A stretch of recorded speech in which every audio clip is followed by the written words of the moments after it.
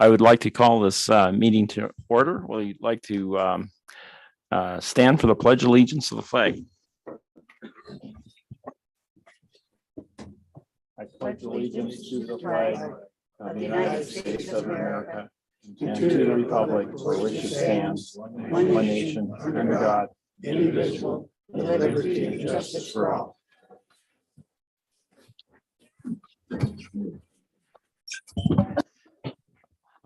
Before we get going, first I just like to remind everybody why we're here. This is the Wyoming Water Development Commission, and our purpose is to use state funds mainly generated by mineral royalties and for the purpose of improving water for the benefit of everyone in the state of Wyoming. And it's important. Water is life, as they say, and it's a big part of our job here. So I want to thank everybody for coming, and just so we know who's in the audience and online, just everybody quickly introduce themselves, and we'll start with the front table here, and we'll start down there with Abigail. Hey everybody, I'm Patrick Tans. I'm with the Attorney General's office as well. You guys can bring the mic up.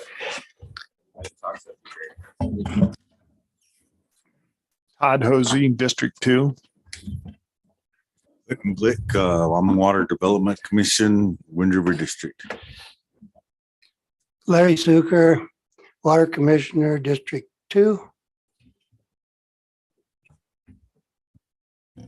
Dennis Pence, District 3. Mark Cott, District 4, Western Wyoming. Lisa and Sammy Dalton, Commissioner at Large. Ron Cayley, District 1. John Lawson, District 1. Lee Craig, District 3. David Ray, Water Development Office.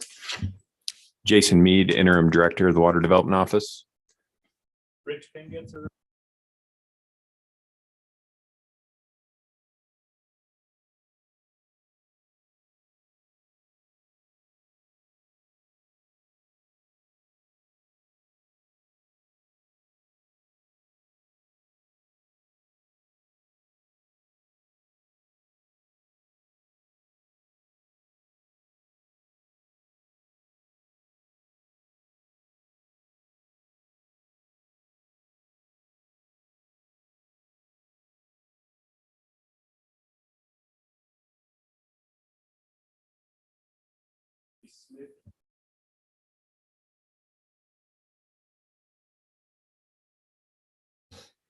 And then online, Bob Choma, District 4.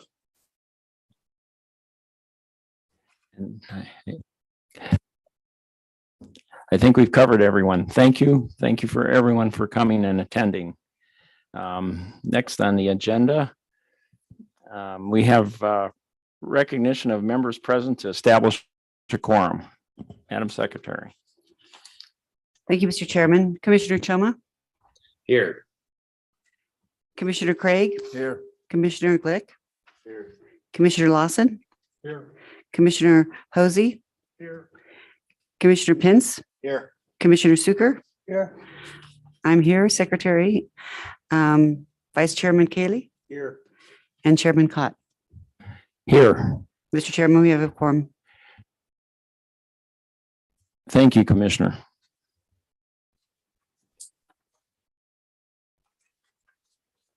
Next on the agenda, we have the election of officers for our upcoming year. And we'll be electing a new president or chairman, vice chair, and secretary. And so with that, do I hear a motion on the floor for a new chairman? Mr. Chairman, I would nominate Chairman Cayley to be our new chairperson. And I would ask for a second. Second. We have a motion and a second for Commissioner Cayley to become our new chairman. Is there any discussion on that? Hearing none, I'll call for a vote. All those in favor, say aye. Aye. All those opposed, same sign. Hearing none, Commissioner Kaylee, congratulations on being our new chairman.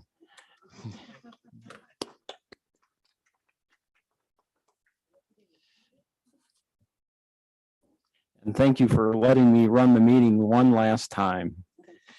Okay, so vice chair, do we have motion for a vice chair? Commissioner Suker. I would select Lisa and Sami Dalton as our new vice president of this organization. Thank you, Commissioner Suker. Do I hear a second for Commissioner Lisa and Sami Dalton to be our new vice chair? Second. I hear a second. If there's any discussion, hearing none, all those in favor say aye. Aye. All those against, same sign. Hearing none, motion carries. Congratulations, Commissioner Lisa and Sami Dalton being our new vice chair. Let's take a little applause here.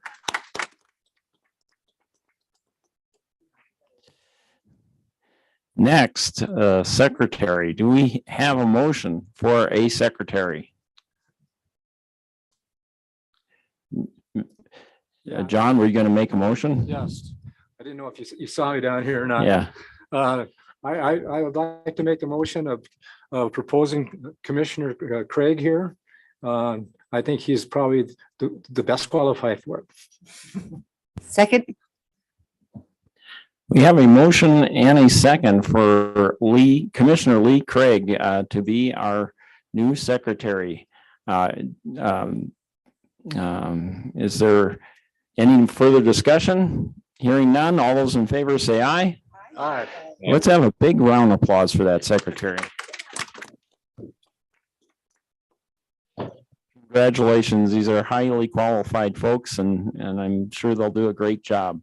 So with that, we'll move on in the agenda.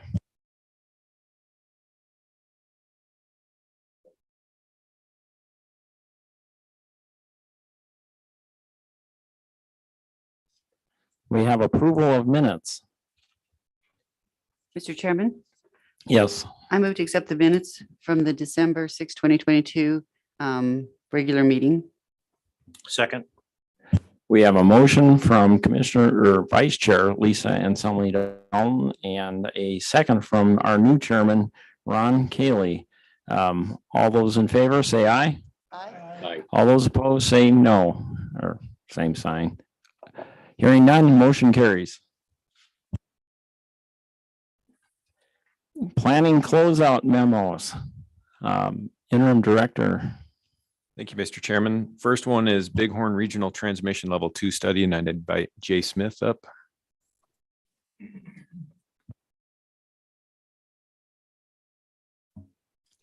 Mr. Chairman. If you want to follow along in your e-notebook, that would be on tab C. All right. Sorry. Go ahead, Jay. Thank you, Mr. Chairman. Jay Smith here with the office. I'm here to close out the Bighorn Regional Transmission Level 2 study. It was sponsored by Bighorn Regional Joint Powers Board. And the original contract amount was $145,700. After we've closed it out and received final receipts and invoices, we have a savings of roughly $6,500. And the purpose of this study was to take a look at, the intent was to improve the service for the city of Worland and also the Washakie Improvement Rural Service, Improvement and Service District, the town of Kirby, the Lucerne Water and Sewer District. And then to also look at additional services to the rural users of Hot Springs County. The final contract deliverables we received those in October. of 2022. And the results of the study identified 7 projects, 4 transmission, 2 storage projects, and 1 combination of storage and transmission. The total cost of all 7 of those projects is $20,631,294. There were also 3 additional opportunities for regionalization that were identified. The development of a southern source was the first one, and then further development of the northern source for that regional system. And the last one was the formation of the Red Lane Water District. The public hearing was held in Worland on September 13th, 2022. And with that, the office's recommendation is the acceptance of the final report submittals and the closing of the consultant services contract. And with that, I would stand for any questions. Thank you, Jay. Very thorough report. Are there any questions for Jay on the Bighorn study? Hearing none. Is there a motion to accept that study? Mr. Chairman, I move acceptance of the Bighorn Regional Transmission Level 2 Study Project Report as being complete. And further, that WWDC makes the following findings relative to this report. And the commission recommends proceeding to level 3 of project development upon the submittal of an appropriate funding application by the sponsor. Based on findings in the final report, the project is determined to be in the public interest. The project functions and services cannot realistically be provided by any person, association, or corporation engaged in private enterprise. Thank you, Commissioner Craig. Is there a second? A second from Commissioner Lawson. Is there further discussion? Hearing none, all those in favor say aye. Aye. All those opposed, same sign. Motion carries. Thank you, Jay, on that excellent closeout report. Next.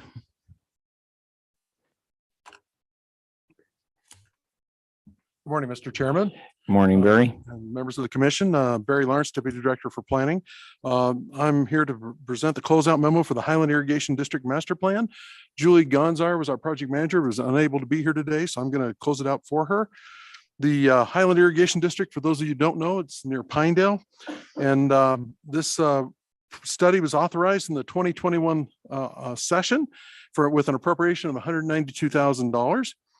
It was our consultant that was selected was AVIPC. The contract was executed on April 5th, 2021 for a contract amount of $191,860. The final contract amount was $190,261.57 for a contract savings of $1,598.43. And the contract set to expire June 23rd. Just to give you a little background on this particular project, Highland Canal serves approximately 6,600 acres and 250 landowners. As I mentioned, it's in the Pinedale area. The canal diverts irrigation water from the dam at Fremont Lake Reservoir on Pine Creek. The canal is approximately 25 miles long and runs southeast toward the town of Boulder. And interestingly enough, a master plan had never been completed for this district. And kind of interesting story is they had me come up and give a presentation to them, explain what we did for level 1, level 2 studies and so forth. And shortly thereafter, that year, we received an application. So kind of a success story, getting the word out, what we can do for them. And they were pleased to be able to be part of this process.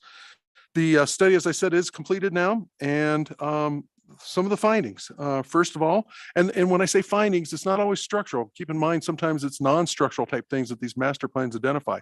So some of the recommendations include replacement of field turnouts and head gates, also vegetation removal and management. Maintenance is a real issue up there. And they suggested developing a 3 to 5 year maintenance plan to keep up with continued tree growth and especially with willow tree growth. Coming up with an accessibility plan. Obviously, it's important for the district and the ditch riders to be able to access the various appurtenances and so forth for continued access. Installing check structures during dry conditions and so forth. Also installing some more measuring devices at laterals and major head gates, improving the record keeping at Fremont Dam gates and all head gates throughout the system, and monitoring subdivisions in the area and the encroachment and so forth and what's going on up there in the Pinedale area. So very good study. There was a presentation to the public on July 21st of last year at the Sublette County Courthouse in Pinedale. And our office's recommendation is to accept the final report submittals and to close out the consultant services contract. Thank you, Barry. Very thorough. Do we have any discussion or questions for Barry on this Highland Master Plan? Hearing none, do we have a motion to accept this master plan? Or I mean this closeout menu, sorry. Mr. Chair, Yes, Commissioner or Vice Chair Kaylee. I move acceptance of the Highland Irrigation District Master Plan Level 1 Study Project Report as being complete. And further, the WWDC makes the following findings relative to this project. That the commission recommend proceeding to the next level of the project development upon the submittal of an appropriate funding application by the sponsor. Thank you, Chairman Kaylee. Is there a second? I'll second that motion. Commissioner Suker, thank you for seconding that. All those in favor say aye. Aye. All those opposed, same sign. Motion carries. Thank you, Barry. Next.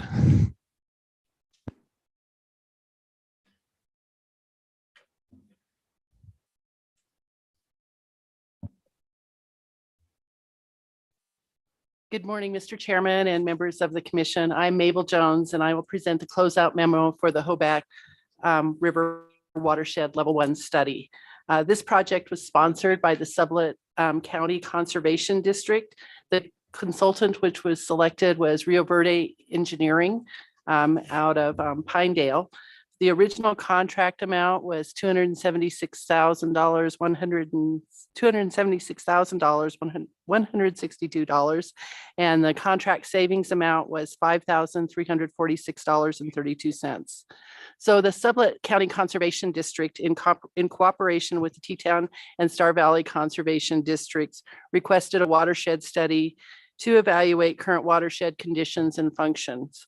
The project included the Hoback and Grays River watersheds and a short reach of the Snake River. So pretty nice spot in Wyoming. The project findings included an evaluation of varied water systems and resulted in 30 potential watershed improvement projects. These projects include 12 source water development and rehabilitation projects for stock water use, included 8 irrigation projects, including diversion rehabilitation projects, conveyance rehabilitation, and developing irrigation supplies. 2 environmental projects were identified to address bank stabilization. One of these projects was brought forward by the Astoria Park Conservancy and another by Trout Unlimited. So not only did we have landowners, ag producers coming forward with projects, we also had NGOs and businesses coming forward as well. 8 storage projects were identified during the study, including small reservoir rehabilitation and construction, and also storage tanks. The average cost of each of these projects was approximately $62,000, which fits in well with the small water project program. Total cost for all projects is approximately $1.7 million. Please note that this total does exclude costs for one of the projects where projects sponsors had a desire to keep those costs confidential, keep those funding parameters confidential. 2 public meetings were held and a public report presentation took place on October 11th, 2022 at the Bondurant Fire Department. The final report and executive summaries are available online. So our office's recommendation is that the Hoback Watershed Study provides an analysis of watershed conditions, and through the projects identified in the management and rehabilitation plan, it demonstrates how these types of projects provide public benefit. Based on this study, the office recommends supporting the funding of small water program projects and conventional projects within this watershed on a case-by-case basis. And with that, I would entertain any questions that you might have regarding the study and the findings. Are there any questions for Mabel on the HOBAC closeout memo? Hearing none. All those in favor of acceptance? Mr. Chairman, Yes. I would move acceptance of the Hoback River Watershed Level 1 Study Project Report as being complete, and further that the WWDC make the following findings relative to the project, that the commission recommend proceeding to the next level of project development upon the submittal of an appropriate funding application by the sponsor. Having been there with Mabel in Bondurant. And I'd ask for a second. Second.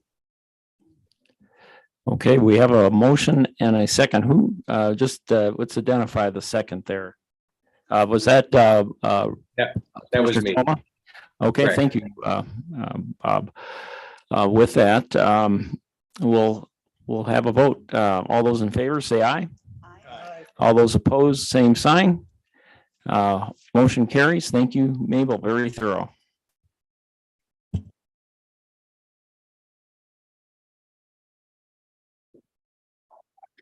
Director Jason Mead. Okay, Mr. Chairman, the next item on the agenda are planning project amendments, and these are under tab D in your e-notebook. First one being the Alkali Creek Reservoir Final Design Amendment number 2. If you recall, we spoke about this back in November and then also in December as part of the draft omnibus planning bill. And this is where the project has really been prolonged and more or less protracted, I guess, because when we went and did geotechnical, the final design geotechnical investigation, they found some weak foundation conditions, which led to a change in dam type, just because we needed more gentle slopes rather than as steep. The foundation wouldn't have supported the steep slopes. And that's led to some additional or other borrow areas to get the material, which has led to some additional geotech investigation of those borrow materials. And then also we've had some challenges, I would say, with new landowners coming in and buying property that we thought we had negotiated easements with already, or at least those original project or landowners understood the project. And like I said, there's been some challenges of getting the new folks up to speed, and that's delayed the project as well and caused some additional work on the part of Tri-Hydro Corporation. So this contract is with Tri-Hydro. What we're asking for is adding $494,000 to the contract, like we talked about back in November, and extending the term of their contract for an additional year to December 31st of 2024. And hopefully that'll get us through these negotiations and final design work. This amendment was considered by the Select Water Committee on Monday at their meeting, and they did review and recommend approval of it, just so you know their stance on it. I would also say, when you guys make the motion, if it's a favorable motion, that the omnibus planning bill, Senate File 96, has not been signed into law by the governor yet. So your approval, if that's what you so choose, would need to be contingent on Senate File 96 becoming law or being signed into law. So with that, I would ask if there are any questions on this one. Are there questions on this Alkali Creek Reservoir Project amendment? Hearing none, do we have a motion? I'll entertain a motion on this project. Mr. Chairman. Commissioner. Mr. Chairman, I would move approval of the Alkali Creek Reservoir Final Design Amendment 2 with it contingent on Senate File 96 becoming law after it is signed by the governor. Thank you, Vice Chairman. Next, is there a second? Commissioner Lawson, second. Any further discussion? Hearing none. All those in favor, say aye. Aye. All those opposed, same sign. Next project. Thank you, Mr. Chairman. Next project is the Alkali Creek Reservoir third-party NEPA contract. This would be an amendment number 3. This is a time extension only with SWCA Incorporated. Alkali Creek Reservoir, same project we've just been talking about on the previous amendment. SWCA was brought in as the third-party NEPA contractor during the EIS, Environmental Impact Statement. That record of decision was received back in the fall of 2019, obviously favorable, but certain number of stipulations were provided along with the right-of-way that we received from the BLM. We also had the 404 permit from the Corps of Engineers and of course 401 certification through the Department of Environmental Quality. So, and then we also had to go through the State Historic Preservation Office to see if there weren't any cultural resource impacts. There were some resource impacts associated with the view shed of some of the cultural resources near the project. And with that, we had to go and put together a kind of an interpretive website of the historic nature of the area. And that has now been completed as one of the subcontracts under the SWCA contract. And then also as part of the 401 certification, we're required to participate in an adaptive management plan because this area of the Paint Rock Creek is impaired for E. coli. And there were some questions on whether or not the project would increase that impairment or not. We believe it won't. It'll actually help it. But because of that, there needs to be some baseline water quality monitoring. Another subcontractor of that SWCA contract has been completing that along the way. And then there'll be some additional monitoring during construction as well. And then the 404 permit requires the Nowood River Watershed Improvement District, which is the sponsor of this particular project, to enter into an agreement with the Wyoming Game and Fish Department. And that's really for the management of the conservation pool and how that might be released in times of shortage or dry years to prop up flows in Paint Rock Creek for fish species downstream in Paint Rock and in Nowood River.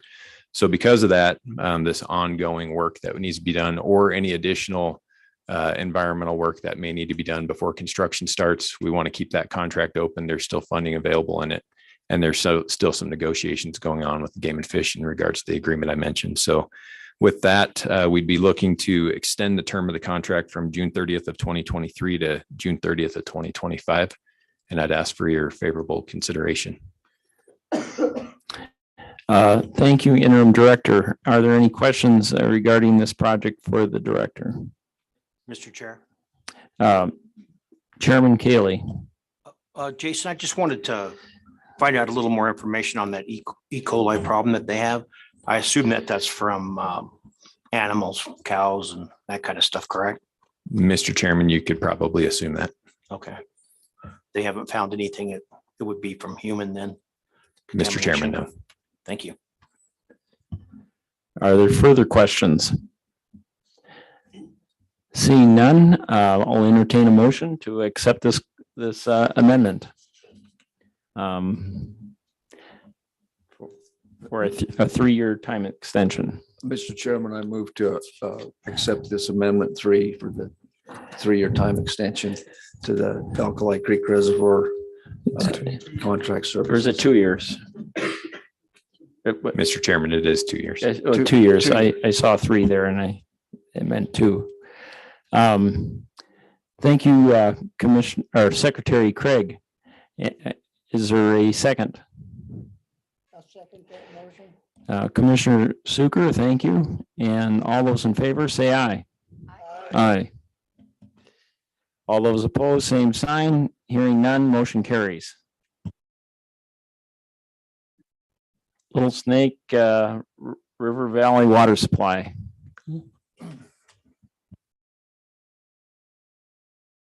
Mr. Chair, Chase DeVelli with the Water Development Office. I'm here to describe the need for a time extension only for the Little Snake River Water Supply contract. There was an issue pulling water data from their SCADA system. Several attempts to get this done, and eventually they ended up hiring a technical specialist to mine the data. Then they found a discrepancy between the mine data of water use data and produced water use. This took time to rectify, and it postponed the hydraulic modeling of the existing proposed systems then causing a domino effect in postponing evaluating options, reporting, and then their internal technical review process. Rather than run into an issue, trying to push them to speed things along and giving our staff time and our sponsor time to review the draft report, we decided to extend this contract. Time only. And how long is that time? It'll be till the end of the year. Thank you. Are there questions for Chase on this project? Hearing none, do we have a motion to accept this amendment for a time extension? Commissioner Lawson. Mr. Chairman, I make a motion that we accept time extension for this specific project. Thank you, Commissioner Lawson. There's a second. Second. Vice Chair Anselmi Dalton. All those in favor, say aye. All those opposed, same sign. Motion carries. Thank you, Chase. Next. Mr. Chairman, the next amendment we're requesting your consideration of is Amendment 3 to the New Fork Lake Dam Enlargement Level 2 study. This project is where New Fork Lakes is a natural lake. It's, I think, 100+ feet deep. And what we're trying to do along with the New Fork Lake Irrigation District is to increase the storage in that. And in doing so, we're actually lowering the outlet works instead of increasing the dam height because of the natural lake and taking advantage of that. So with about a 5.5 foot lowering of the outlet works, we can pick up an additional 8,000 acre feet of water. When we had the discussions with agencies, of course, this is on Forest Service properties, so they've been involved heavily. It appeared that there were really no apparent flaws. So we then proceeded in and received funding previously for NEPA and design work. And it was thought that an EA would be sufficient to move through this. That this environmental assessment process has been taking longer than expected. It really started up with COVID and government shutdowns. And of course, with the Forest Service being the lead agency on that environmental assessment, that really affected things. We've also had the game and fish involved just with potential resources that are impacted. There's the round-tailed chub located in the reservoir, and that's a species of interest for the game and fish. So there's been a lot of discussion to make sure there aren't any impacts before a decision can be made on the environmental assessment. So that's tended to delay things. I think we have a good path forward to get the information that the agencies need now to get to the decision. So we are asking for a time extension because we still would need to complete, assuming we get a favorable decision, we'd still need to complete the final design for the project. So we're asking for a time extension with RJH Consultants from June 30th of 2023 to June 30th of 2025. And I'd happy to be answer any questions you may have or request your consideration of this amendment. Thank you, Jason. Are there questions for Jason regarding the New Fork timeframe amendment? Hearing none, do we have a motion to accept this timeframe amendment? Chairman. Commissioner Glick. I make a motion that we do a time extension on the North Fork Lake Dam enlargement from June 30th, 2023 to June 30th, 2025. Thank you, Commissioner Glick. Is there a second? That was Secretary Craig. Thank you. All those in favor, say aye. Aye. All those opposed, same sign. Motion carries. Next. Mr. Chairman, the next amendment is Amendment 1 to the Silver Lake Dam Rehabilitation Level 2 study. This is in roughly the same neck of the woods as New Fork Lake out northeast up in the Bridger Wilderness from Boulder, Wyoming. And this is a rehabilitation. The volume in this reservoir is roughly 2,000 acre feet, a little over 2,000 acre feet. And there was an analysis done that determined with the development since the reservoir and the dam had been built, it's now a high hazard structure because there's occupied houses and things down below and a highway and different things like that. So with that, there needs to be a reconstruction of the reservoir to bring it up to existing safety of dam standards. And since it's in the wilderness and on Forest Service property, we've had to jump through all the hoops you could expect. So to do work in the wilderness, you have to go through a minimum requirements analysis to determine basically what are the most minimal tools you could use, because they don't allow motorized equipment into the wilderness area. You can't even take a chainsaw into the wilderness area and use it. So we've had to go through that process. This contract's with Rio Verde. They've done a great job working with the Forest Service to do that, to get to a point where they could understand what alternatives to reconstruct the dam would be feasible. They had to do some geotechnical investigation. So that required an MRA, minimum requirements analysis. And to complete that, we had to do an environmental assessment on that particular piece of the project. And then now that that's been completed, that was completed in September of 2020. Now they can put together their alternatives. They've done that. They think they have a preferred alternative to move forward with. Now they need to complete another MRA for the actual construction of the reconstruction of the dam.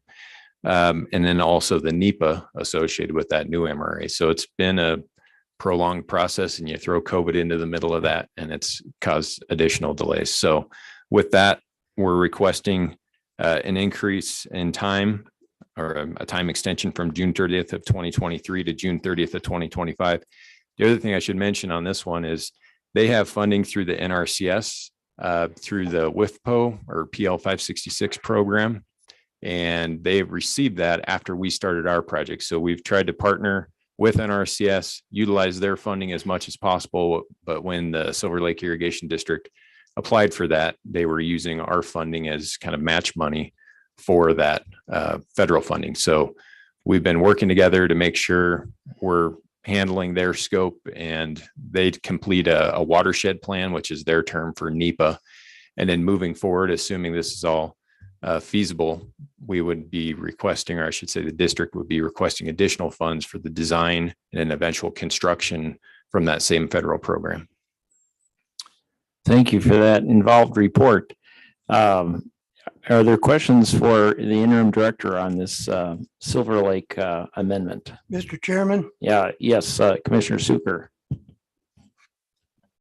I just would like to ask if why we wouldn't know some of that criteria prior to contract amendments. In other words, wouldn't we already know that we would have to go through these elements before we acknowledge a study? The criteria you just talked about, why wouldn't we know that, I guess, prior to a commitment for a contract? Yeah, Mr. Chairman, that's a good question. We don't work in the wilderness area very much at all. I think this might be the first project that I've been associated with, so it might have just been an oversight on our division's part, to be quite honest.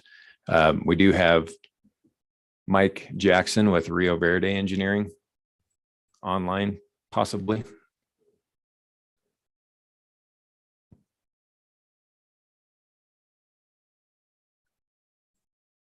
That'd be my simple answer.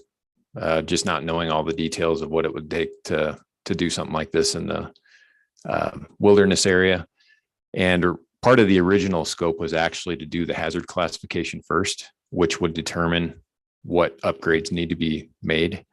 And so we really didn't know that until that hazard classification was done. This was really a feasibility study, a level 2 study on the Water Development Office's, I guess, behalf. And so that's the best answer I can give you. Probably an oversight on our part. Yeah, with that, I noticed a lot of extensions here, and that's what we're doing, is approving extensions. And these are not just extensions for 1 year, which would probably in the normal circumstance be sufficient, but we're looking at 2-year extensions on some of these. And my opinion, of course, time is always money. And with these extensions, are we going to incur sometime maybe not now, we're not asking for funding, but will you anticipate there be additional funding on these projects because of time? Mr. Chairman, I would. And when we're going through the NEPA process and all of these, a lot of these projects, we're dependent on the federal government on those timelines. And we would like to move them along faster, but again, we're at their mercy and their schedule. And when they get around to things and they have wildfire seasons, which, you know, with the Forest Service, that takes up a lot of their personnel sometimes too. So I'd like to move them along on our timeline. That just unfortunately isn't the case. The other thing in regards to the dam and reservoir projects on time extensions is what we've been doing to kind of maintain the project knowledge is when we go from a level 2 phase 1 to a level 2 phase 2 and then onto a phase 3 with NEPA and design work. We're typically keeping the same consultant on board that we've had all along to keep that project knowledge and prevent from being inefficient by hiring new consultants as long as they're doing good work. So you'll see a lot of amendments on construction projects just because of that, adding the additional work and the additional phases of work. But yeah, there are time extensions. I admit that. These are complex projects. When you get into geotechnical work, you uncover things you might not have been anticipating. So there's reasons for most of them, I think. And that's why we tried to bring these to you in with memos and explain why. Well, thank you. And I understand this is probably not our situation here or yours as is what you guys do, but it just seems, you know, it's hard to get work done, I guess, is basically what I'm saying. And like I said earlier, are we going to pay additional funding for the projects that we're allowing time criteria today? But with that said, thank you. That helps. Mr. Chairman, Yes, Commissioner or Secretary Craig. I have a question regarding methods to resolve the issues that are discovered. This is in the wilderness. And as you mentioned, mechanized tools are not going to be allowed to be used. Short of picks and shovels, how will these things be addressed? Mr. Chairman, I'd ask if Mike Jackson has been admitted to the meeting yet. No, he's not in the waiting room. Okay. So as part of the MRA for the geotechnical investigation, they were allowed to take equipment in, which is the reason for the MRA and then the environmental assessment to determine what the impacts are and to minimize those impacts. So Andrew Lynch was the project manager on this during this geotechnical investigation. So I don't remember all the details, but I believe they took a backhoe up there and some other equipment. And then as part of the construction, we'd be looking to take, articulated dump truck. We'd probably be helicoptering in quite a bit of equipment. So we're not driving back and forth, and maybe an excavator. So that's really the reason to have to go through the NEPA to make an exception to what the typical wilderness rules are. So I believe, I'm not 100% certain, but I believe there can be exceptions for using equipment in the wilderness. As you stated, roads probably would not be allowed to be built, but helicoptering in, which would make cost of construction or repairs very expensive. Those are probably things that will certainly have to be considered if applications are made for construction as time goes on. Yes, Mr. Chairman, I would agree with that. And when they went in for the geotechnical investigation, and I believe probably when they go in for construction with any equipment, there's a faint trail left from when they originally constructed the project. So that's the path they take in. Yes.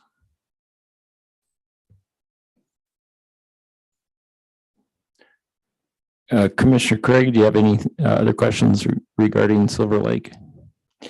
Okay. Just one question for interim director on this. How long again is the time extension? Mr. Chairman, we're asking for a two-year time extension. 2-year time extension. Thank you. Do we have a motion to accept this amendment for a 2-year time extension? Chairman, Commissioner Glick. I would like to make a motion that we accept the time extension for Silver Lake Dam rehabilitation from June 30th, 2023 to June 30th, 2025. Thank you, Commissioner Glick. Do we have a second? Commissioner Lawson, thank you for the second. All those in favor say aye. Aye. All those opposed, same sign. Motion carries. Next.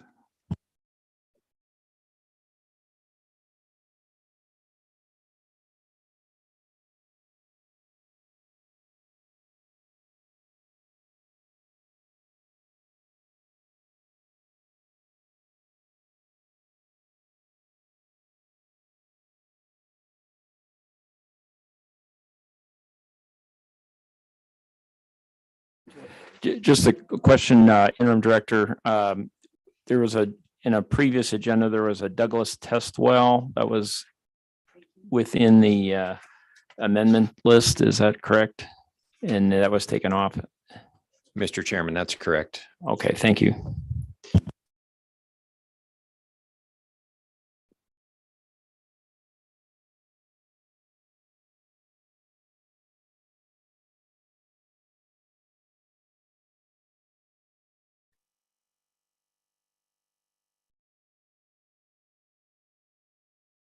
So we're at the 2023 level 1 and level 2 planning project contracts. Is that correct? Okay. Okay, so Mr. Chairman, members of the commission, these are all planning projects that have basically been vetted through last year's meetings. We received the applications March of 22. We discussed those at length with our project sponsors available for questions at that May meeting in 2022. And then discuss these all again with the construction projects in November of last year, the September 1 deadline for construction applications. And then, of course, at the December meeting as part of the draft omnibus bill. So considering your time, I've put together a summary sheet of the planning projects here. And I'd ask that David bring that up. Yep, thank you. So I thought we could just work down through these real quick. And if anybody has any questions, I would say that the Select Water Committee considered these on Monday and did provide their favorable recommendation to the commission on them. They just voted on them in a block all at once. So I'd ask how you guys might want to handle that. And so I'll just start going down through them real quick. For our account 1 new development projects, we've got a number of master plans. We've got 5 different master plans here, totaling $901,065.25. I can go through who they were with if you'd like. I don't know if that's necessary, but the different consulting firms. I think these have been all well vetted, so we can do these more or less in a wholesale fashion. Okay. And then we have under our account 1 level 2 feasibility projects, we've got the 2 projects there with the Wellfield study and the Green River Rock Springs Sweetwater County Joint Powers Water Board East Side Zone study. Then in our account 2 rehabilitation program for level 1 reconnaissance studies, we have a number of master plans for different irrigation districts for those, and the Tillard Canal, of course. And then we have under that last block in account 2 level 2 feasibility studies, 5 projects that total $1,630,652.65. I'd ask if you have any questions on any of those projects before you consider the individual contracts. Are there questions for the interim director on the projects presented? Hearing none, proceed. Mr. Chairman, I would ask for your favorable consideration of Okay. that entire block of planning projects. Do we have a motion? Mr. Chairman, I would move approval of the 2023 level 1 and 2 planning project contracts. Second. Okay, thank you, Vice Chair Lisa Anselmi Dalton and Larry Suker for the second. All those in favor, say aye. Those opposed, same sign. Hearing none, motion carries.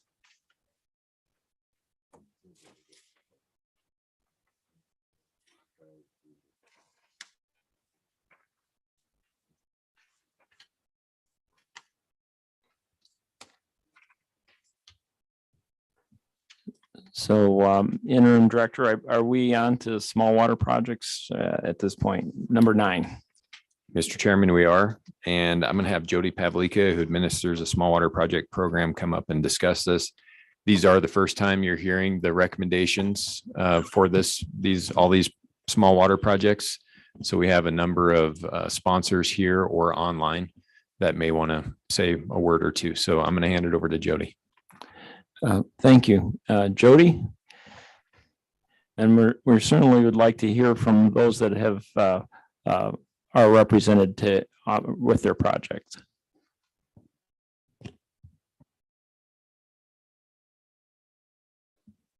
Good morning, Mr. Chairman. I would like to ask the project sponsors to just go ahead and come up to the table as I get to your district, and that way you'll be ready. And I think David was going to let the online members in as well. I handed out this morning a table for you. It was slightly updated from the one that made it in the notebook because that final column is the summary column that I'll be going through, and that didn't make it in the online version. So there should have been a paper sitting on your desk in front of you when you got there this morning, and I'll be just going through that summary table on the right-hand side. Okay, we're going to start with account 1. So the first district we're going to be talking about today is the Clear Creek Conservation District. They have one project for $35,000. See, I believe they were going to be attending virtually. If you'd like to ask any questions. Yes, Zach Byram was going to be attending virtually. If there's any questions. Yes, good morning. Zach Byram is available.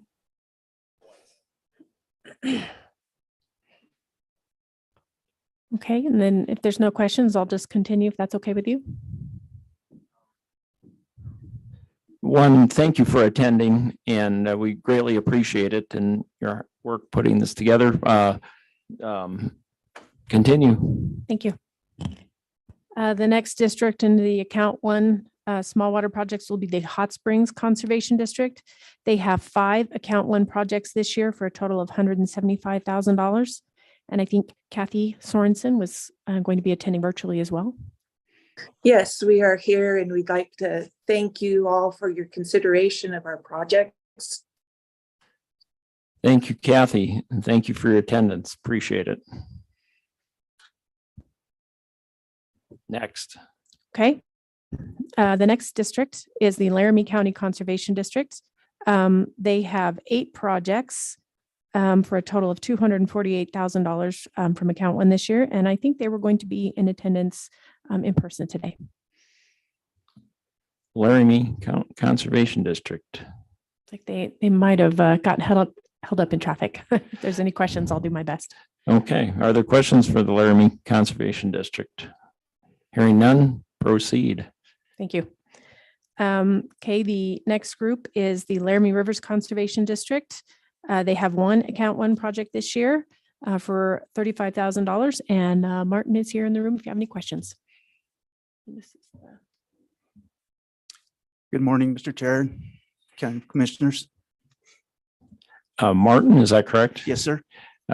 Thank you for attending. Are there questions for Martin regarding his project? Hearing none, thank you for attending. Absolutely. Thanks for having us. Okay, great. Proceed. Thank you. The next district on our list is the Little Snake River Conservation District. They have 19 account 1 projects this year for a total of $633,900. And I believe Don Arnell was going to be in attendance virtually. Don, are you there? I am. Thank you for having me, Mr. Chairman and Commission. Are there questions for Don? Thank you for your attendance and impressive work. Thank you. Thank you. Next. Okay, the next group on our list is the Medicine Bow River Conservation District. They have 5 account 1 projects this year for a total of $170,000. And they are here. Joan is here today if you have any questions.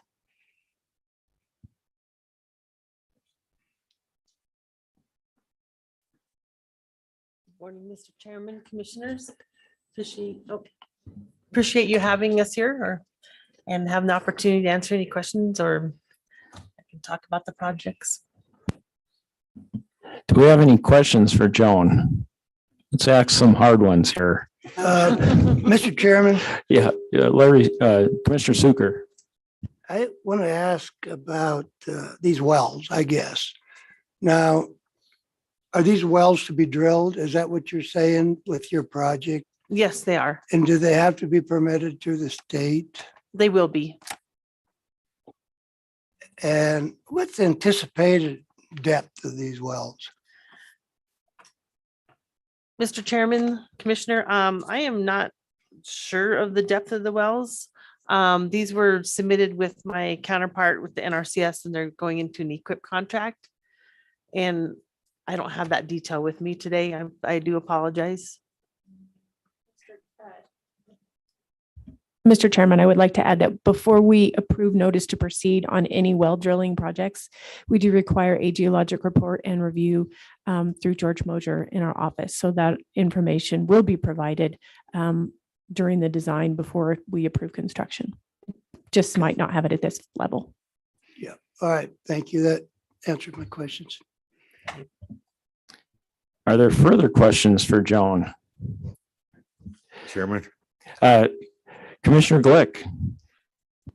on this channel restoration and what's the other one? Fork realignment, those are environmental. Can you explain that?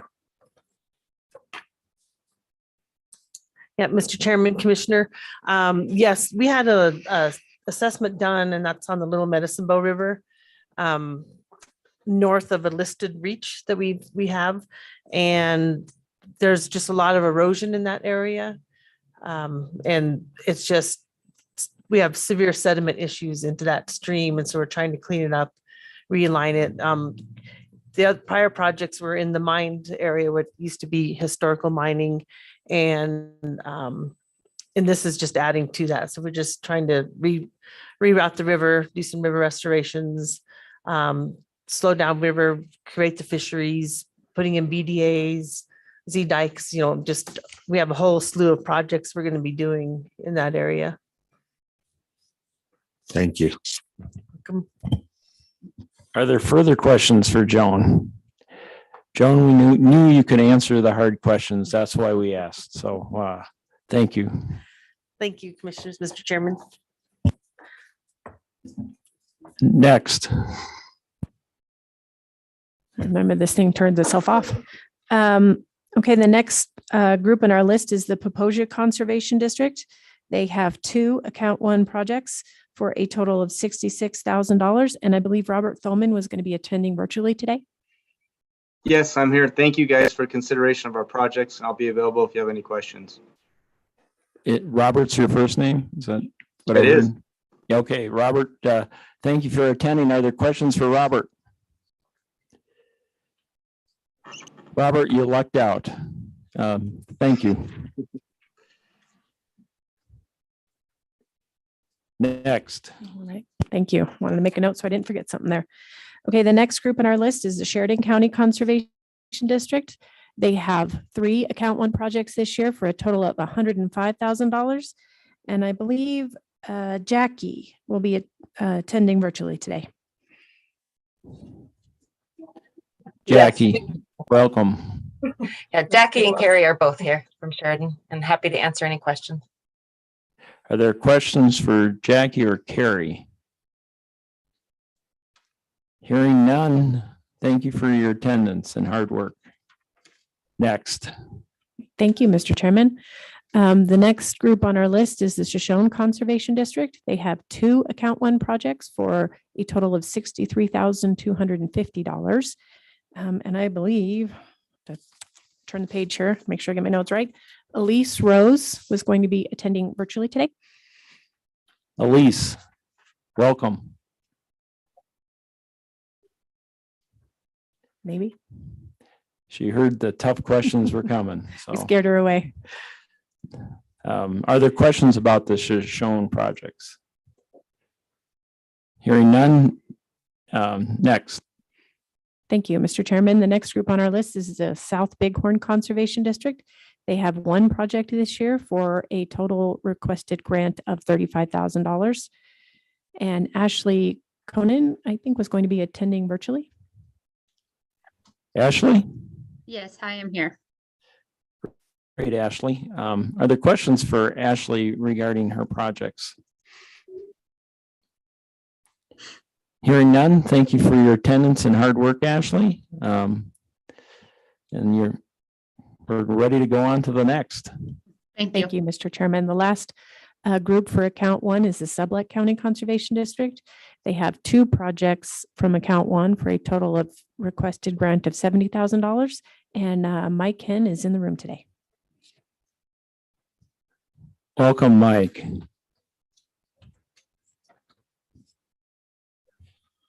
Good morning, Chairman. Do we have questions for Mike regarding the projects listed for Sublette County? Mr. Chairman, Commissioner Suker. I do. I guess if you could explain recreational, I guess I wonder what that is in your study. What's the concept of the recreational? Mr. Chairman, I'll take a crack at that. That was one of the categories that was added a few years ago as an eligible category. In the criteria, it is left fairly open. We left that to be sort of at the commission's discretion. This specific project is our only shovel-ready project of the year, and it is a breakwater in the marina up in, what's the name of the lake, Fremont? Fremont Lake. Thank you. And so the idea is that it will reduce erosion. And since that is the town of Pinedale's water supply, that reduces the erosion down into the water, which that pipe is at the bottom of that reservoir there. So then in addition to the erosion reduction with the breakwater that we're putting in, they will also add a few extra docks and boat slips and that kind of thing. So because of the nature of the project, we classified it as recreational, but it did come in shovel ready. So that gave it a number one priority at your discretion. So what that means is that it's for boat docks too, or there could be some added to the recreational part. Is that what you said? Yes, it has the rock breakwater, so they'll be adding a significant amount of rock to the shoreline, and that will then reduce the erosion caused by the wave action. So that's one component of the project. The other component of the project is they will be adding boat docks to this rock breakwater that we're adding. So it's kind of got multiple parts to it, but that's why we classified it as recreational. All right, thank you for that comment. That makes me understand that. Wondered what that was and why we're paying. Got it. Good question, Commissioner Suker. Are there further questions from Mike? Mr. Chair. Vice Chairman. Thank you, Mr. Chair. Mike and Jody, who's going to rent out these docks? Is this going to go to the benefit of a private individual? And I just have certain concerns because I know that, would that be Lakeside Marina, Mike? Yeah. Sorry. Commissioner Anselmi Dalton. So the project is very large in scope, obviously. The small water part of the project is for the breakwater. The rest of the funding is for the marina expansion. We're focusing more on that breakwater riprap. And so, that's what that 35,000 in this request is going towards. It's not necessarily going towards the marina expansion part of the project, but yes, it is owned by Lakeside, or it's leased. The property is for service, but it is under a lease to Lakeside Lodge.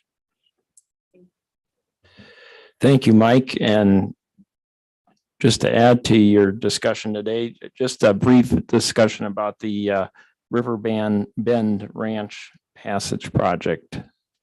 Yeah, so this is actually one that Mabel talked to you guys about in the HOBAC level 1 closeout, that the commission has funded another phase of this in oh boy, like 2019, I believe, probably. And it's working on the Hoback River, and Trout Unlimited brought in this level 1 study, added another landowner into that effort to work with the irrigators on the Hoback River, as well as to improve it for native cutthroat trout habitat, as well as reducing bed load from that basically wild river. It does not have a dam above or on it anywhere. And so it's a project working with the landowner we worked with in 19 and the one upriver to continue this effort on bank stabilization and putting the river back into its proper channel and creating that wetted bench full riparian area when high water does occur. Thank you, Mike. Any further questions for Mike? Hearing none, Mike, thank you for your excellent work for Sublette County. Yeah, thank you, commissioners. Jody. Thank you, Mr. Chairman. So that brings us to the close of the account 1 projects for a total 2023 new requested projects of $1,636,150 with an available balance in the account of $1,772,293. And I would like to mention that the Select Water Committee did review and approve these on Monday as well. So that's the completion of account 1. I can move on if you like. Jody, Go ahead. Mr. Chairman? Yes. What's your new allocation, or has there been a new allocation to the small water projects for the coming year? Yes, thank you. Good question. We requested an additional grant of $1 million in this year's construction bill, and we did receive that. Okay. And then I would mention that these dollar amounts available in the account do tend to change at a sort of high rate of speed, if you'll pardon the expression, because as I get pay requests in, and those come in all throughout the year, I pay based on actual invoiced expenses. So if somebody does in-kind services, or they get a deal on the pipe and they end up not using as much money as they thought they would, then that money reverts back to the account and we roll it over and get to use it for somebody else. So those dollar amounts do sort of change depending on when you ask. All right, thank you. Jody, do you need a motion on those account 1s or Yeah, Mr. Chair. Okay, yes. Chairman Cayley. Yeah, I'd like to propose a motion for the 2023 small water program summary for account 1 in the amount of $1,636,150. Thank you, Chairman Cayley. Do we have a second? Thank you, Commissioner Glick. All those in favor, say aye. Aye. All those opposed, same sign. Motion carries. Next. Thank you, Mr. Chairman. That moves us on to account 2. The first 2 projects for account 2 are from the Laramie County Conservation District. They have 2 account 2 projects this year for a total of $43,000. I think they were going to be here, but I don't know if they've made it yet. I think you guys are moving faster than they are today. So if there's any questions, I'll do my best to answer them. Thank you, Jody. Are there questions for Jody on the Laramie County Conservation District? Just one quick, Mr. Chairman. Yes. What is a solar platform, I guess? Can you explain what that might be? That's a really good question. And we do a lot of those. In many of the places where we put wells, there is no power line that's been run. So we will come in and we can retrofit, whether it's a windmill or we can put in a new well and add solar to it. But that's solar panels similar to the ones you see on people's houses. And it provides power for, and it has to be a special pump for the well, because of course it has to run off the voltages for the solar system, but it provides electricity in areas where there isn't any. So that's eligible by our criteria. Mm-hmm. It's got its own category. Thank you. Mm-hmm. And we do a lot of those. That's a really big, important component of what we do, because in many places where you need water, it's very remote and there's no other way to get the water without the solar panels. Chairman, Yeah, Commissioner Glick. on that solar platform thing, is that those are put out there for kind of like range stock tanks? That's or correct. wells? So, they have to size the solar system based on the depth of the well. And this is all something that I've sort of had to pick up as I go along, but the number of solar panels will depend on the depth of the well, will depend on the size of the pump and the amount of gallons that they need per minute. And so there's a few engineering calculations that go into it, but yeah, they put all that together to provide water for the stock tanks and the storage tanks as necessary.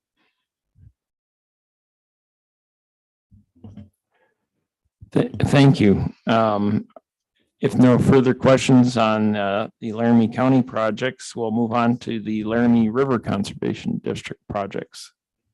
Thank you, Mr. Chairman. Laramie Rivers has one account 2 project this year for a total of $35,000. And Martin is here if you have any questions. Welcome, Martin. Yep. Thank you again, Mr. Chair and Commissioners, for having us. Are there questions for Martin? Hearing none. Thank you. Thank you.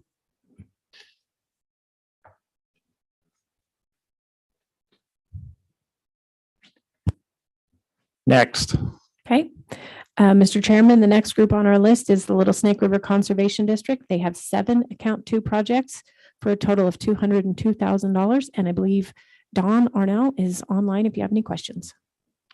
Don, welcome again. If you have any questions, I'm here to answer anything you guys might have. Chairman, Commissioner Glick. what is Purple Sage BLM spreader dike rehabilitation? What is that? Can you explain that? Thanks. Yeah, absolutely. Mr. Chairman, Commission, so the spreader dikes were put in a long time ago and they have since breached. So in a sense, they're a running dike that goes along and it kind of goes back and forth. Well, the water has come through and breached all of them. What it does is it picks up the sediment along the way to that pond. And so the pond doesn't fill up with sediment. This pond happens to be out in a high sediment area. Does that help? Yes, it does. Thanks. Are there further questions for Don?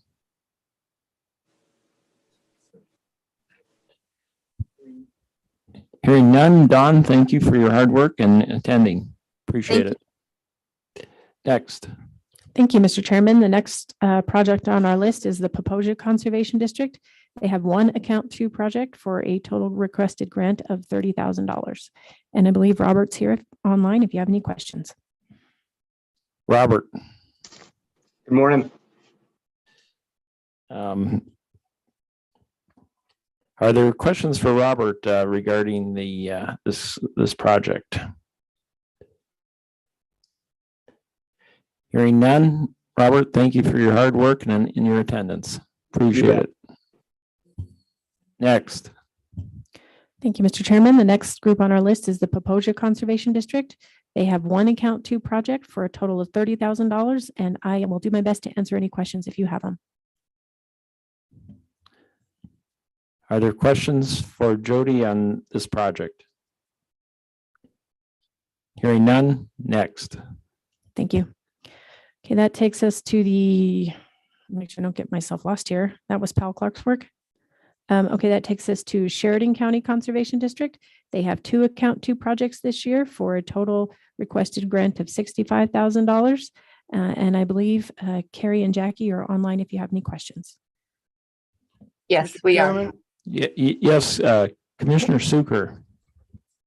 I guess looking at these projects, we fund roughly the 35,000. That's our max limit. So the other funding sources that come with this, is there one that's commonly used for the additional dollars to complete these projects, or what, where, in general, I guess, where is the other funding coming from?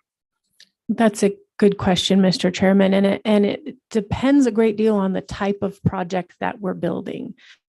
EQIP does a lot of funding matching for agricultural projects. If it's stream channel projects, we get a lot of non-government Trout Unlimited, Ducks Unlimited kind of funding.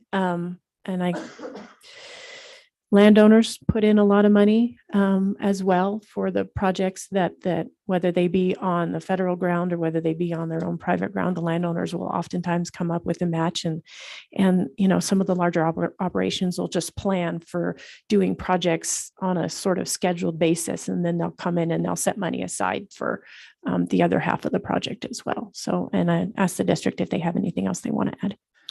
With that said, is there a commitment for the additional dollars before we give the 35,000 that we allocate? So, in other words, are they totally funded? Is my question. The small water program operates a little differently than our traditional program does. We reimburse based on actual expenses at the end. So all of the contracting and all of the payments to the contractors and to the design and whoever, all that happens through the sponsor and through the landowner. So they basically carry the whole cost and pay for everything. And then they send all those invoices to us and we reimburse the grant 50% up to 35,000. So yes, they have to be responsible for that. And all of that goes into the conversations that I have with the districts as we're getting started. So in other words, before they're paid, before we allocate funding, the work is completed. Correct. Yes. Thank you. And we do have that. That was another question that came up on Monday as well. Before we pay, in addition to receiving the invoiced and receipts and everything that goes into the projects, I also have to get after photos and either signed as built or a letter from a federal agency saying that it's been inspected. So we do have some third-party oversight on those projects as well. Can you require lien releases or lien verifications? Not at Or this, not at this level. Okay. All right, thank you. Next. Mr. Chair. Chairman Kaylee. I just had a quick question for you, Jody. I don't know if you could even answer it, but do you know when that maximum 35,000, last time that was adjusted or raised? I have been doing this since 2015 and it was 35,000 prior to my tenure in this position. So I can't give you the exact date, but it's been a while. And that question has come up recently. And I always answer the sponsor that is at the discretion of the commission. And if anybody wants to come to you to talk about adjusting that level, then they're certainly welcome to have a discussion topic to do that if they wish. Thank you. Are there further questions? We'd like to thank the district for their hard work on this project. Thank you. Thank you. Next. Thank you. Okay, so that takes us to the next one in account 2, which is the Shoshone Conservation District. They have one account 2 project for a total of $18,400. And I believe Elise was supposed to be here virtually. Elise. Maybe. Hearing none. Are there questions regarding this Shoshone Conservation District? Next. Okay, so that takes us to the South Bighorn Conservation District. They have one account 2 project for a total requested grant of $35,000. And Ashley should be here today if you have any questions virtually. Hey, yeah, I'm still here. Ashley, thank you for your attendance. Are there questions for Ashley? Mr. Chairman. Commissioner Craig. Is this a irrigation conveyance? Is this wastewater? It says North Antelope Drainage Pipeline. Is that what the purpose is? I believe so, yes. It was identified in our level 1 study. It was a big drainage out Ford's Basin. And it's been causing a bunch of flooding issues that they need to fix. apparently there are multiple landowners involved with this fairly expensive project with the in other contributions. So do you have any idea how many acres are being the water is coming off of? I don't have that off the top of my head. Yeah, I don't remember. Oh, 472. Thank you.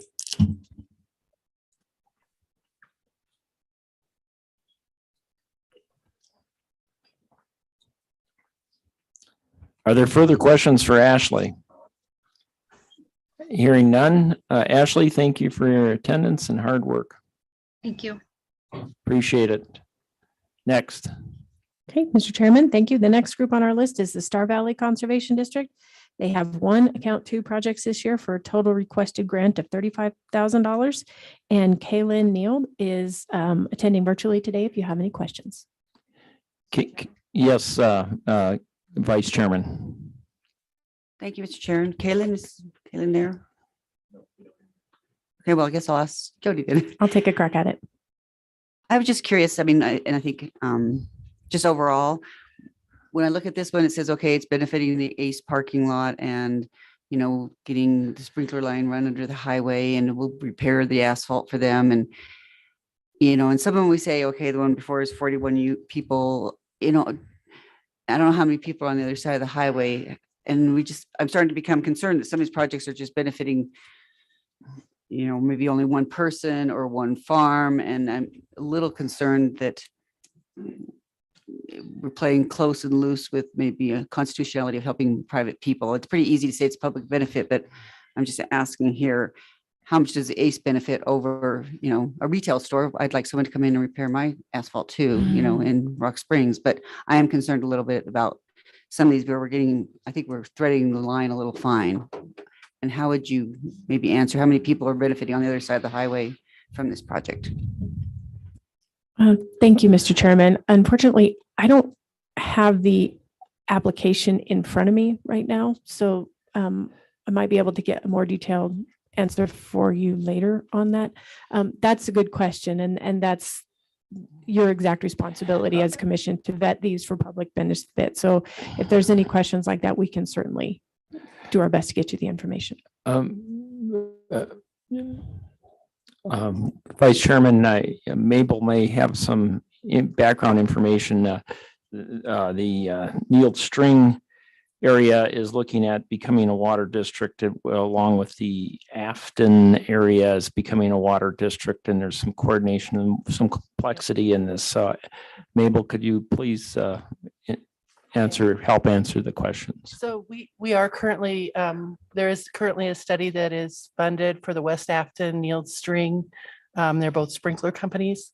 And this project would benefit the West Afton Sprinkler Company, which includes, gosh, I'm not sure how many acreage, but it does include multiple irrigators and landowners where water would be delivered. And the complicating thing is that water delivery does cross a major highway and some businesses and that type of thing. Yeah, thank you, Mabel. And I attended the meetings up in Afton on this project, and it does definitely benefit many multiple landowners. Thank you. Next. Okay, Mr. Chairman, that takes us to the last one on the list today, which is the Sublette County Conservation District. They have one account two project for a total requested grant of $10,250. And Mike is here if you have any questions. Thank you, Mike. Are there questions for Mike? Just to refresh my mind, where is the Daisy Spring Ranch project in relation to Pinedale? So it's another one of the Hoback. It's in the Hoback Basin. So from the fire hall, it's going to be south, probably 3.5, 4 miles from the fire hall. Thank you. Are there questions? Hearing none. Thank you, Mike, for your hard work. All righty. Thank you, guys. Jody, are there, what's next? Mr. Chairman, I just want to mention that these account two projects were also reviewed and approved by the Select Water Committee on Monday. So that takes the account two requested grant total for the 2023 small water applications to $494,775. The account has $1,161,172 available. So that does leave us, seems like those numbers are smaller than they were when I typed them up on my computer, $666,352 remaining in the account. Thank you, Jody. Do we have a motion to accept the small water program account projects? Chairman, Commissioner Glick. I move that we accept the small water program projects account two in the amount of, or for the new 2023 request in the amount of $494,775,000. Thank you, Commissioner Glick. Do we have a second on that? Commissioner Super seconded. Further discussion? Hearing none. All those in favor say aye. Aye. All those opposed, same sign. Motion carries. Impressive work, Jody. A long list and hard work is evident. Thank you. Thank you very much. Chairman. Commissioner Glick. I request that we take a 10-minute break. Do we have a vote on that? No. Okay.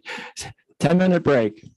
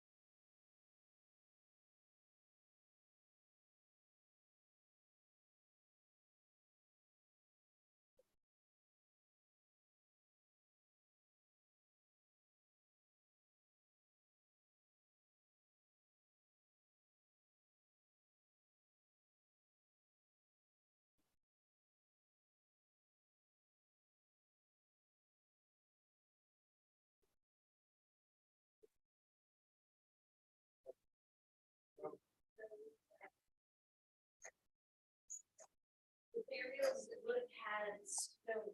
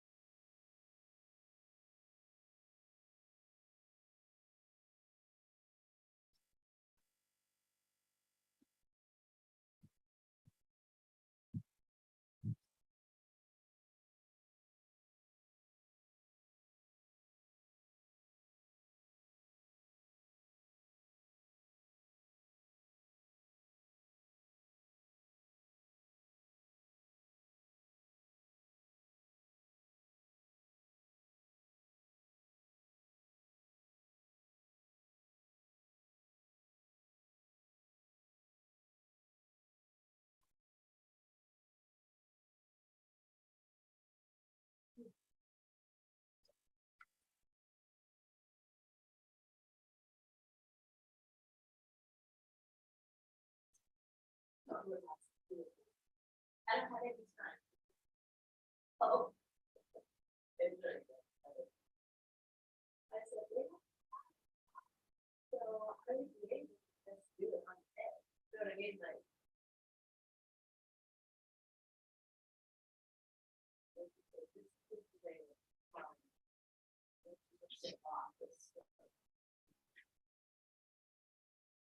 Okay, so you would have had snow removal before. Did you do it? No. Yeah, that's really good.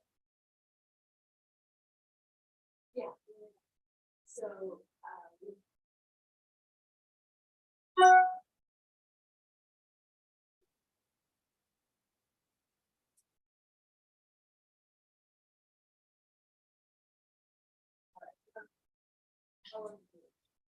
Just 5 minutes.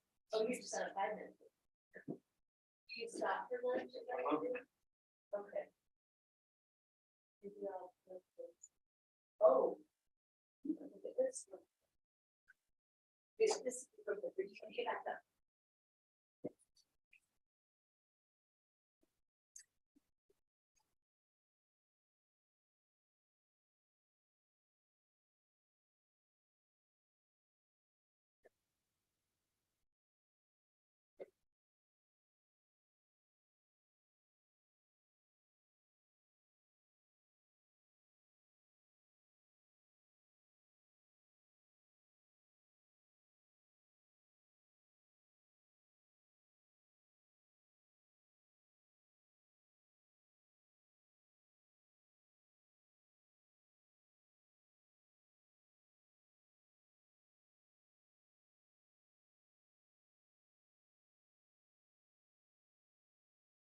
Trying to call you.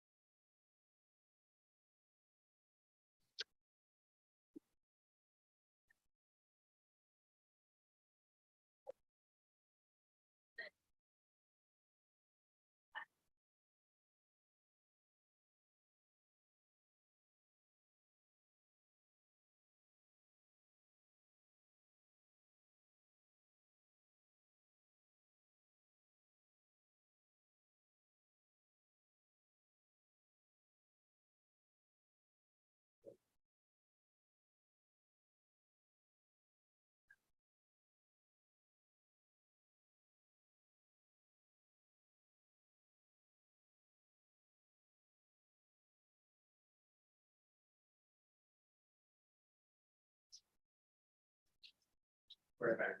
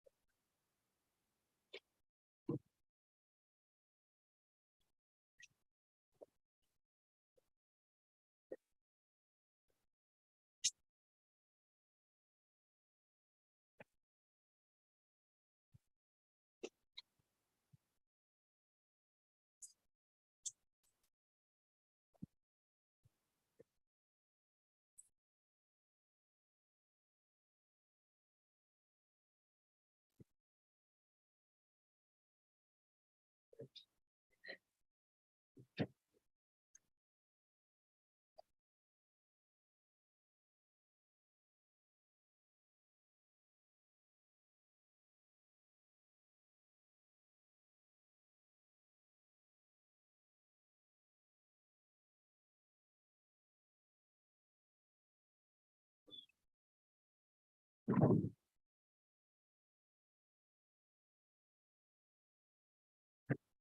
need to send them out to the board members.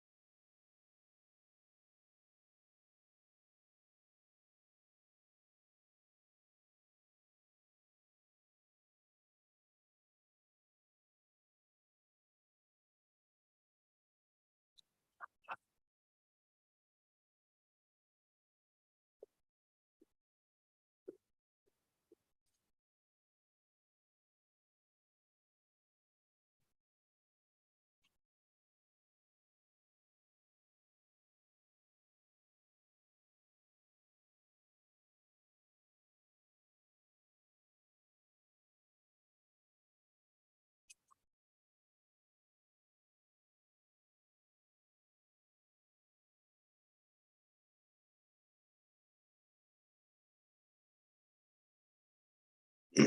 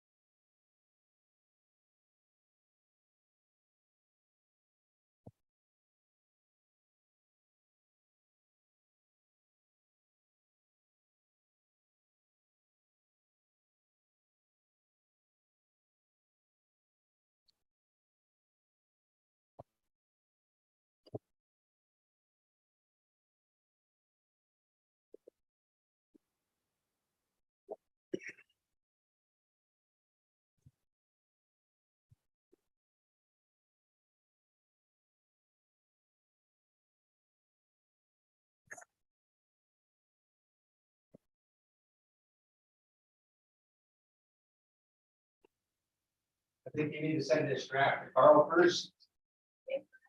Before you send it out.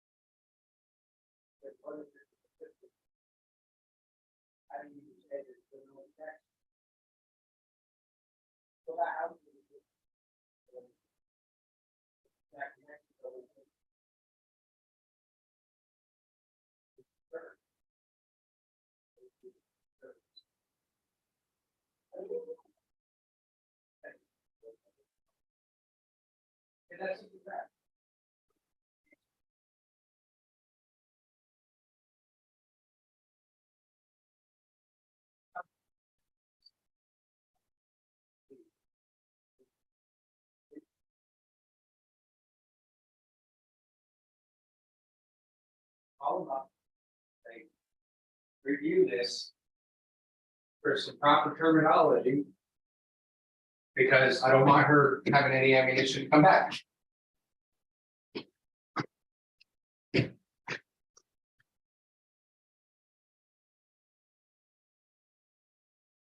Yep.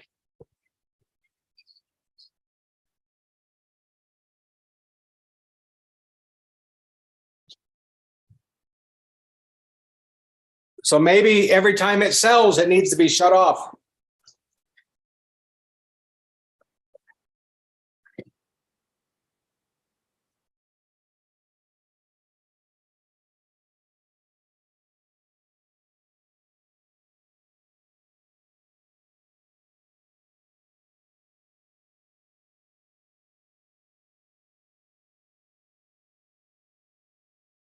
The break is over. Time to get to work. Next. Mr. Chairman, I messed up. Could we go back to agenda item number 8? That's the planning project contracts. And I should have mentioned, because Senate File 96, the planning bill has not been signed by the governor yet and put into law, that motion to approve those contracts needs to be contingent upon the bill becoming law. Yes. Can we have a motion to contingent upon Senate File 96 becoming law? Chairman. Chairman, Commissioner Glick. Jason, which one was it that we did approve contingent on the Senate File 96 being signed by the governor? Which one was that? Mr. Chairman, that was the Alkali Creek Reservoir Final Design Amendment number 2, because that was in the planning bill. It had dollars associated with it. Okay, and then all the rest are? All the planning amendments are fine. If you go down to item number 8, which is level 1 and 2 planning project contracts. So those are all the new the contracts that came out of the planning study. You voted on those in a block. So just, I guess, restate the motion that it's contingent upon the bill being signed into law. And that's all level 1 and level 2 planning contracts? Account 1 and account 2, level 1 and level 2s. Yep. Okay, I make the motion that contingent upon Senate File 96 being is going to be signed by governor, that these be approved, level 1 and level 2 planning project contracts, level 1 projects and level 2 projects. Is that all of them, right?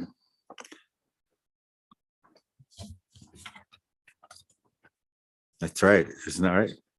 Okay. Mr. Chairman, and that be contingent upon the bill being signed into law, I think is what you said. Yep.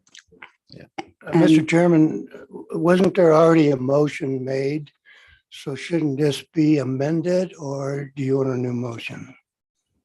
So, Mr. Chairman, I believe Commissioner Anselmi Dalton made the motion and Commissioner Suker seconded. So I suppose you could make a motion to amend.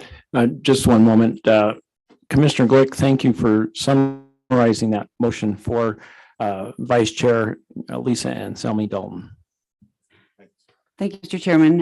As a mover, I would amend my motion to say that it is contingent upon the governor signing Senate File 96, into law.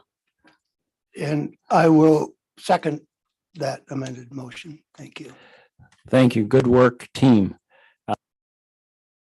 All those in favor say aye. Aye. All those opposed, same sign. Motion carries.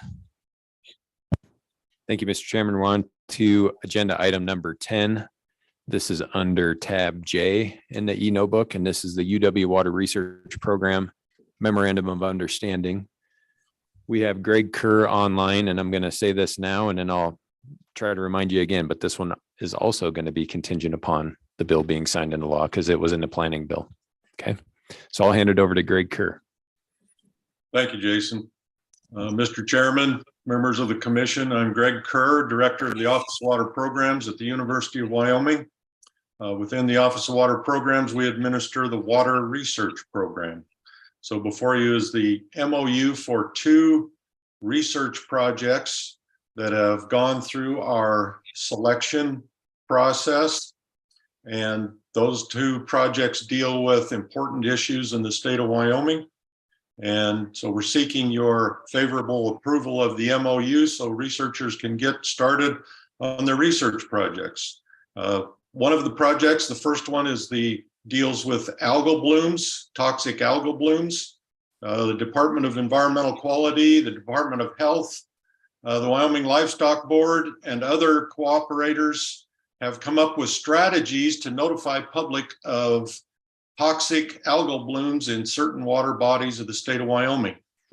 What they lack is various information on how they deal with these areas of toxic algal blooms, and more information is needed on those. This particular project follows along with previous projects with 3 main goals to look at. One of those is which lakes and reservoirs are most likely to have high toxic loads during blooms. Second item they want to address is which methods and what sampling frequencies are needed to understand toxic presence. Currently, they don't know if we can do a weekly, a monthly, or if it determines toxicity on a daily basis, but they want to provide information on that. And then thirdly, they want to know the relationship between the nutrient inputs, water temperatures, what forms those blooms, and the toxic production. So more background information to help the various groups in those issues of toxic algal blooms. The second project deals with Willward Dam sediment loads. Important issue for years here, and the working groups have been trying to come up with best management strategies. The areas that this particular project wants to help the working groups with is derive erosion rates and coincident land use and land cover products from very high resolution UAV LiDAR and multispectral data sets. Wow, that's a mouthful, but in essence, they want to use drones to be able to identify various areas that are not accessible and determine loads from those areas. They also want to analyze the erosion rates to determine erosivity for various vegetation types, densities, slopes, land use, and anthropogenic and natural sources. And thirdly, they want to provide recommendations and technology transfer to end users so they can best derive and implement proper best management practices for sediment load reduction. So they want to help the working groups to do this. Information that they gather from this is also hopefully able to be used in various other areas of the state to address sediment loading in other reservoirs of the state. With that, this particular MOU was approved contingent upon the governor signing the planning bill, but was approved by the Select Water Committee on Monday. Be happy to answer any questions. Mr. Chairman, if I could add one quick thing. Yes. Just a clarification. I think this caused a little bit of confusion on the small water projects program too. Select Water Committee per statute, their role is a review and recommendation role. So on Monday, they reviewed all the small water projects, the planning, construction, and also this MOU. And they recommended, they had a favorable recommendation, I should say. So they seem to be good with all these things. Now it's up to the commission to approve them, should you so choose. So I know there was a little bit of confusion. Select Water Committee already approved. Why do we need to approve? They're just reviewing and recommending to the commission their favorable recommendation. Okay. Are there questions for Mr. Kerr? Commissioner Kaylee, you look almost like you got a question, but not quite. Yeah, you read my mind, Mr. Chair. Mr. Kerr, are these projects or the status of the projects, or maybe when they're completed, do you put them on a website or something where we can go up and take a look at them? Mr. Chairman, Commissioner Kaylee, yes, they are. You know, the information dissemination for these projects, first of all, our website for the Office of Water Programs at the University of Wyoming lists all projects and final reports on that website. These are also submitted to the Water Resources Data System, so they're available to public. And also publications from these are from the PIs are submitted to national journals, and those are also available. So there's a lot of different media and areas that these can be found. To expand on that, how long do you usually keep them up there on that website? Is it indefinitely or 5 years or? Mr. Kaylee, those are definitely put up indefinitely. Especially the words, the Water Resources Data System. They are all submitted, and historically, you can view all of them. I appreciate that. Thank you. Any further questions for Mr. Kerr? Mr. Kerr, I have one question, and I think it came up at our last Water Development Commission meeting, and I know that these are up on the website, but and of course it's up to the desire of the commission, but at some meeting, you know, maybe it's on a selected basis. So one that's a particular interest in that we're recently funding, it wouldn't hurt to have like an in-person update. Maybe that's in a separate workshop or something, but layman's terms, what happened in this project and what were the results? Just kind of a in-house presentation. I know that the engineer office has some seminars. Some of those get pretty deep, and I know these are deep projects, but something like that may not hurt. And of course, that's up to the commission to discuss more at a later date. But these are valuable research projects for the state. Mr. Chairman, you're correct. And we have discussed that, and in the past have some in-person presentations. It was felt that those in-person presentations, since they were online with the water forum, that commissioners be notified that they are available on water forum, all of the projects, and at some point in time. But an in-person presentation is certainly viable. No, thank you. And I sat in for one of those water forum projects, and I was hoping that the project would be on, but they switched at the last moment. And so I got to sit through a project that I wasn't really interested in, but I know that happens, but it's just something to keep in mind for the future. Thank you. Mr. Chair, Commissioner Glick. Commissioner Hosey.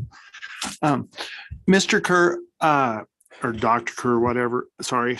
I'm new, so this may be a given, but with the algae bloom, it would seem that other states have a similar problem.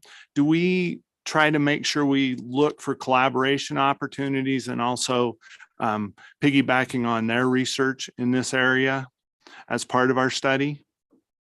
Mr. Chairman, yes, actually, the individual PI will do a thorough research, looking at all of the literature from other states and incorporating that into their research.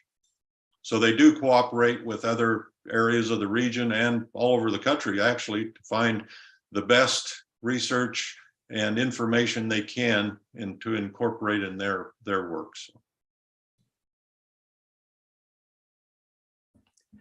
And maybe you've said this, that these projects are selected by a committee, a broad-based committee of folks from around the state and different offices within the state government. Is that correct? Mr. Chairman, yes. Our 8-member advisory committee gathers information from all over the state and provides our topics every year, and that'll be done again in April. So we'll gather important topics in the state, and those are reviewed by the committee and then presented to the commission and Select Water to develop our new RFP for fiscal year 24. Thank you, Dr. Kerr. If there are there any questions further for Dr. Kerr? With that, thank you. And do we, Jason, we need a motion on this. Okay. So do we have a motion to accept the UW Water Research Program for this year? Chairman. Commissioner Glick. Jason, I have a question. Is that 442,000, right? Is that what it is? The agreement? But it was already approved, right? Mr. Chairman, I think you can just approve the MOU and again, contingent upon Senate File 96 becoming law. I make a motion that we approve the MOU with the University of Wyoming Water Research Program contingent on the Senate File 96 being signed by the governor. Second. We have a motion by Commissioner Glick and a second by Secretary Craig. All those in favor say aye. Aye. All those opposed, same sign. Hearing none, motion carries. Thank you, Dr. Kerr, for your hard work. Mr. Chairman, thank you. Thanks for the commission's approval. Next on the agenda, the Colorado River Basin MOU budget modification. Thank you, Mr. Chairman. This is under tab K.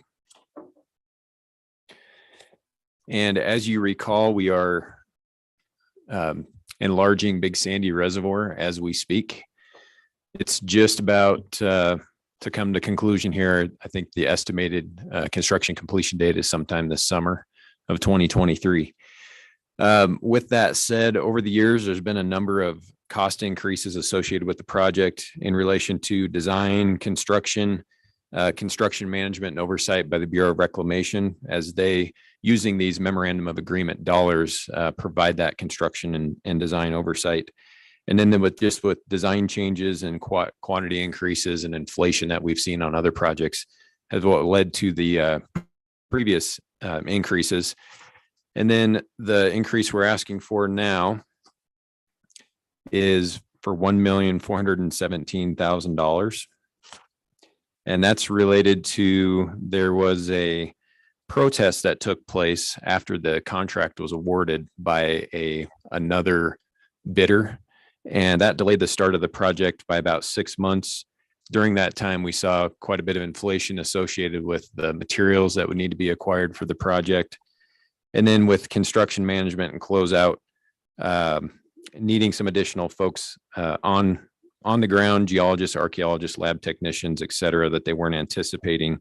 And then with just the costs increases for travel and lodging that they Bureau of Reclamation saw, they're asking for this request of additional MOA dollars to be put forth towards the Big Sandy enlargement and the completion of that project.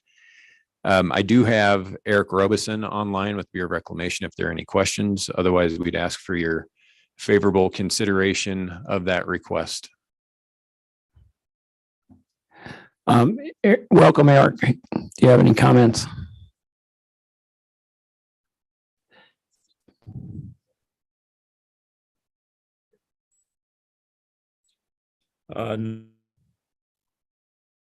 No, if you have any questions for me, though, feel free to ask.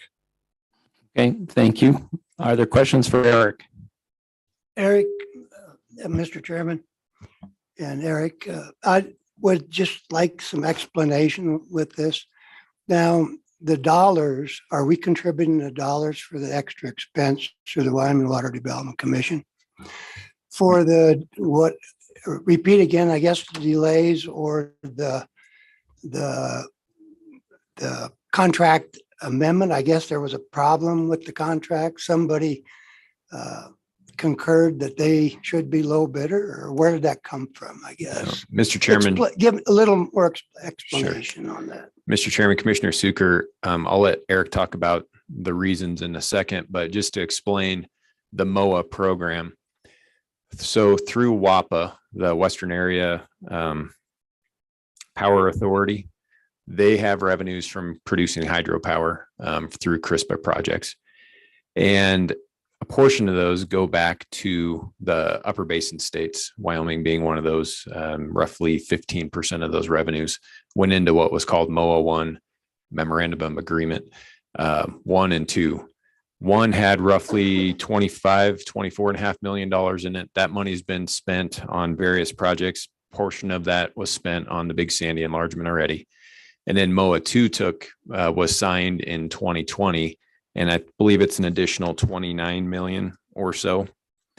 So these aren't water development funds or state of Wyoming funds, but they are funds through Bureau of Reclamation projects through that WAPA that the state of Wyoming has the ability to request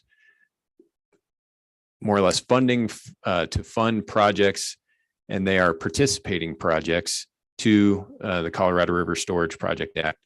And those participating projects, so we're limited to projects in the upper Colorado River Basin. So that's the Green River Basin or the Little Snake River Basin in Wyoming. And those projects would be the Eden project associated with Big Sandy Reservoir and Eden Reservoir, the Lyman project, which we'd have Meeks Cabin and State Line dams. There's been some work done on one of those. And then the Seedskiddy project, which would be Fontenelle Reservoir. So there's a limited opportunity on where we could use those dollars. And so that's an explanation of the funding. It's not technically state of Wyoming funding, it's federal funding that can be used for certain things. And then I would hand it over to Eric to more describe, I guess, the reasons for this latest cost increase.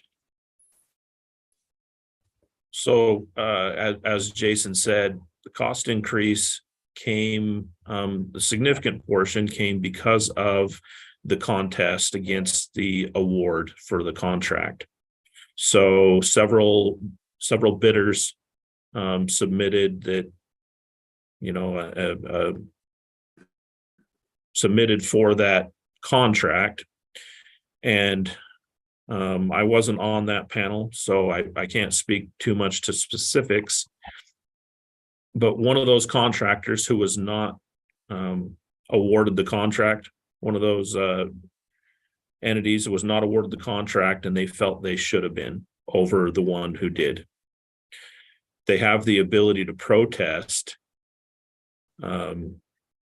through legal avenues so that they would have been granted the contract instead. That took about 6 months, if I'm not mistaken.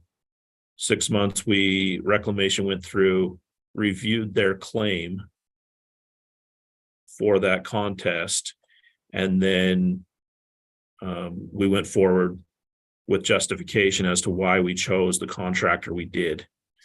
They're the ones that are on the job site. So that 6 months worth of effort increased our cost for the money that we have to spend to get the project completed. There's a Thank few you. other there's Go a ahead. few other small items that also contributed to that, but that's the major cost driver. Thank you. That explains the cost increase. Even though it's federal funds, it's nice to know, what happens to our contract administration, because sometimes maybe the low bidder doesn't get the job. And in this case, it may have been, I don't know that, but that's immaterial to me anyway. But consequential, hopefully you made the right decision. Thank you. Thank you. Thank you, Commissioner Suker and Eric. Are there any further questions regarding this project? Hearing none, is it time for a motion? Well, entertain a motion regarding the Colorado River Basin MOA budget modification. Mr. Chairman, I would move that we approve the Colorado River Basin MOA budget modifications. Thank you for that motion. Is there a second? Second. Chairman Cayley has seconded it. All those in favor, say aye. We have discussion. Oh, discussion, please. Is that an amount of 1,417,000? Is that what the modification is? Can we include that in your motion, please? Mr. Chairman, I would amend my motion to include, to say the Colorado River Basin MOA budget modifications in the amount of $1,417,000. Do we have a re-second on that? And we do. So with a amended motion there to include the costs, all those in favor say aye. All those opposed, same sign. Motion carries. Project construction, or thank you, Eric, for attending. Appreciate it. Thanks for your hard work.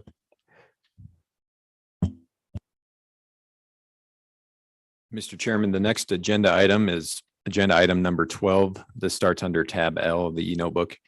And these are the 2023 construction project agreements. And we're going to start off with account 1. And then agenda item number 13 is account 2. And then agenda item number 14 are the amendments to existing construction agreements. So I think it probably, since we have them split up amongst different agenda items, it might be best to take them in blocks in regards to new development, and then a second motion for the rehabilitation account 2 construction projects, and then a third motion on that amendments to existing projects. But just a little background again, these have been heavily vetted, as you guys know, from last November and December, and came through the omnibus construction bill. The first set in the summary sheet, and it's up online too, good, for the level 3 new development are the transmission pipelines and main extension and storage for the 3 different projects. And if you recall, these are for pre-construction costs only. Because of the shortage of funding we had, we decided we want to try to phase these projects where these entities would come back potentially next year for the actual construction dollars. So this would just be for pre-construction costs only. And with that, ask if there are any questions on those 3 projects, and if not, for your favorable consideration. Mr. Chairman, that is correct. This is account 1, new projects, new construction. Mr. Chairman. Commissioner Suker. Basically, Jason, you're saying that these are actually for engineering costs. Mr. Correct. Chairman, Commissioner Suker, be engineering costs and acquisition of easements and those types of things. Yeah. Okay. Thank you. And the select water has reviewed and recommended approval of all of these blocks. Mr. Chairman, that is correct. They did that Monday. Okay. And this bill has been signed into law, the construction bill, so no contingencies on this motion. So could we, well, I guess we'll just take them one block at a time, or could we take all 3 blocks at a time? We can sure do that if you like. We can just run through them if we need to. I guess I would recommend, that since they've been so heavily vetted, that we look at 12, 13, and 14 as one block, unless there's some objection from the committee. Take a minute to look at them, and if there's something we need to pull out and discuss further. So we'll just allow a little time to look at the list. Chairman, Commissioner Glick. Can we just break them up into like account 1 and then we'll do the second part, account 2. Okay, we can do it that way. I was just looking at the wholesale block there, but we'll start with number 12. Is there any discussion about block 12? Chairman? Yes, Commissioner Glick. I make the motion that we approve the 2023 construction project agreement account 1. Happy Valley Water Transmission and Storage, Sheridan Northeast Transmission Main Extension, South End Water Users ISD Pipeline. Thank you, Commissioner Glick. Is there a second? Second that motion. Commissioner Sucre, second. Is there further discussion? Hearing none, all those in favor say aye. Aye. All those opposed, same sign. Next, block 13.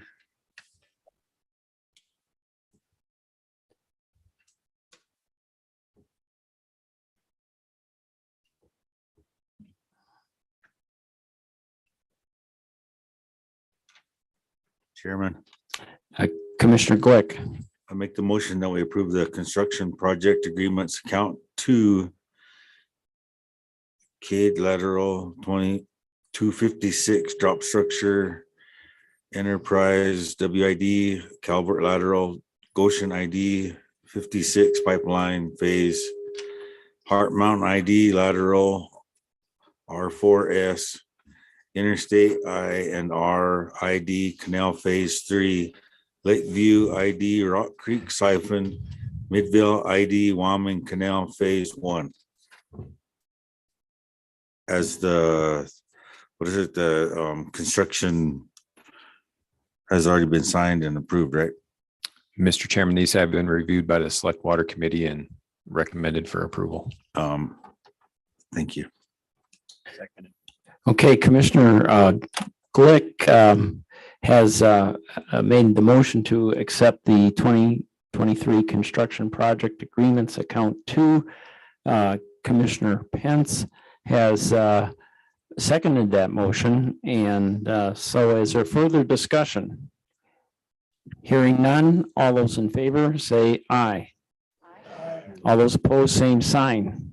Going on, the 2023 construction project amendments account 1, 2, and 3. Mr. Chairman, I would move approval of the 2023 construction project amendments accounts 1, 2, and 3 as listed on our agenda to amend the existing agreements. Okay, we have a motion from our new vice chair, Commissioner Anselmi Dalton, and we have a second from Commissioner Hosey. Are there any further discussion regarding this fairly long list here? Hearing none, all those in favor say aye. Aye. All those opposed, same sign. Motion carries. Construction project closeout memos. Mr. Chairman, I'd invite Bill Brewer up, Deputy Director of Construction, to walk through these for you.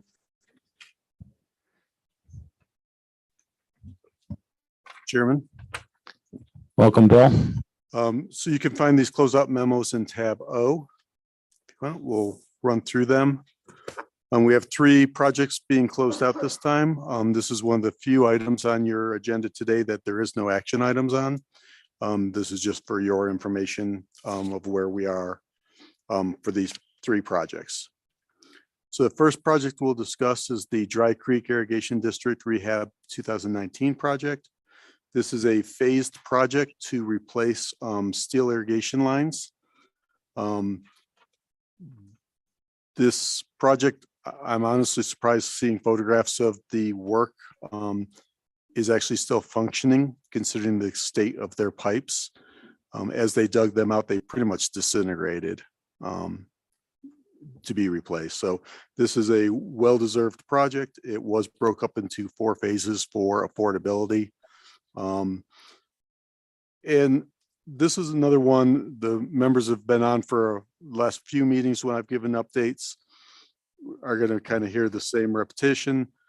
The projects we bid out right after the state reopened, kind of COVID lockdown, we were one of the first states to start bidding projects again. We had contractors that were very, very eager to bid. We had suppliers that were very eager to sell materials, and we got really good prices for about 6 months. And then our prices started going through the roof. So this was one of the projects that we got very good prices on. The original engineer's estimate for this project was right around 1.1 million. The winning contractor, actually the winning bid was about 778,000. We actually came in even under their original bid at 765,000. So we're looking at reverting about $726,000 on this first phase of this project. So like I say, that's the good news. The bad news is the second phase came in kind of a little above budget, but the district decided to move forward.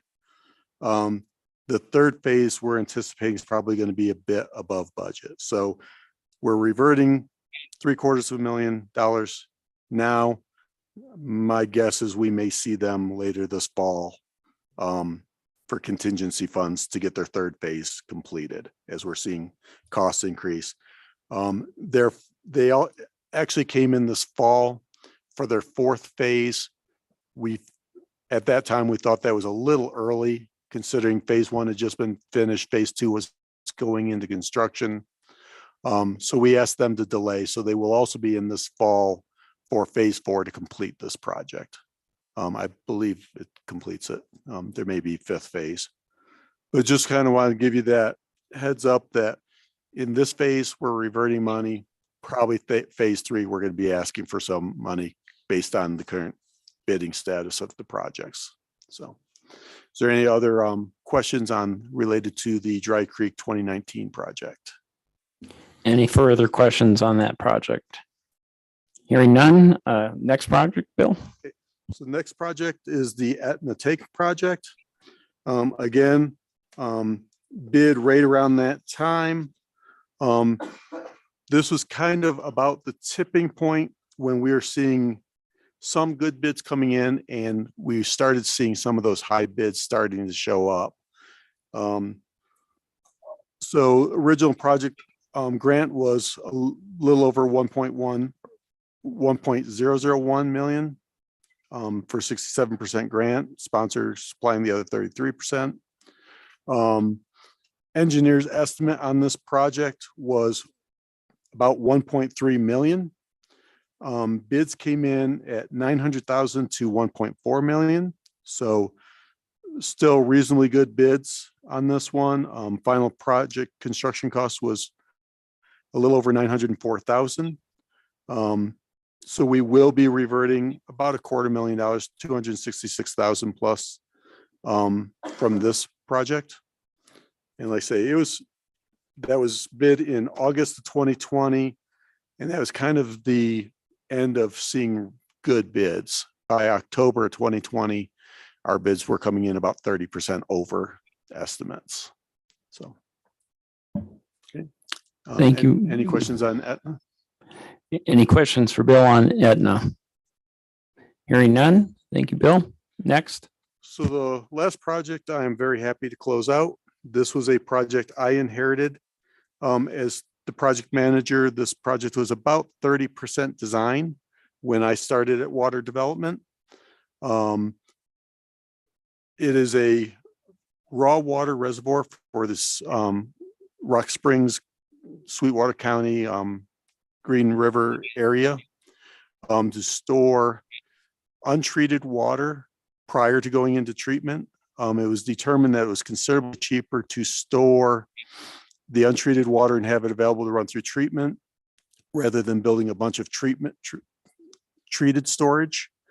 This was a combination of supplying enough water for the area, as well as kind of a backup of, because the river intake is right downstream from I-80 and UP Railroad and some other things.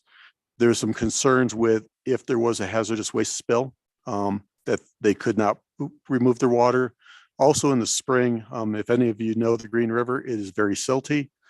Their plant is set up to handle that kind of a silty water. However, in the spring, it even gets to the point where it overwhelms their facility. So by having this water sitting here, when they get those really early spring runoffs and really heavy silts, they can pull out of the reservoir and treat that water rather than trying to treat that river water. Early on to the project, we started having some concerns with cost estimates. We felt the project appeared to be going to be more expensive than the engineer's estimates. We had raised concerns several times. Eventually, I asked for a resolution stating that the Joint Powers Board would not ask for any additional funding. And if they did not ask for any additional funding, we would stop pushing for cost savings in other areas because of our concerns. We did receive that resolution. So we moved forward with moving the project. The project did come in considerably over the price. And then we also had some construction issues. Ultimately, the engineer and the contractor were let go and a new engineer and contractor were brought in to finish up the project. That also ran up the costs of the project. However, the Joint Powers Board stuck to their word and did not request any additional funds. We did spend the entire water development funding for this project of $8.282 million. SRF funding also contributed a large portion of that, and the Joint Powers Board made up the remaining difference. So there is no funds being reverted on this project, but we also did not add any additional funds throughout the project's 12-year lifespan. So. Thank you, Bill, on the update on the Joint Powers Water Board project. Are there any further questions regarding that project? I just one comment on that. I know some of the problems were there was actually something called collapsing soils. Am I correct? Correct. That was, and part of the question was whether that was a construction issue or an engineering issue. I don't really feel we ever got a solid answer on what the cause was. In the end, negotiations that we were not involved with, both the contractor and engineer decided to move on. Okay, thank you, Bill. And are there any questions regarding any of these construction closeout memos for Bill? Thank you, Bill, for your hard work. This is this summarizes what we do. I mean, it's the completion of the projects that we approve, and we appreciate your team's hard work. Thank you. Thank you. Next. Mr. Chairman, I don't believe we have any other items requiring commission action. And with that, then I would ask if there's any discussion items the commission has. I think there was. Mr. Chairman. Yes, Commissioner Zucker. Just one question about this bill.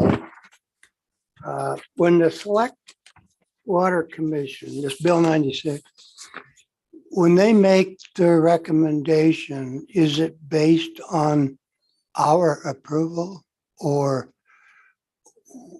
what is that? I guess I'm confused because here's why I asked the question.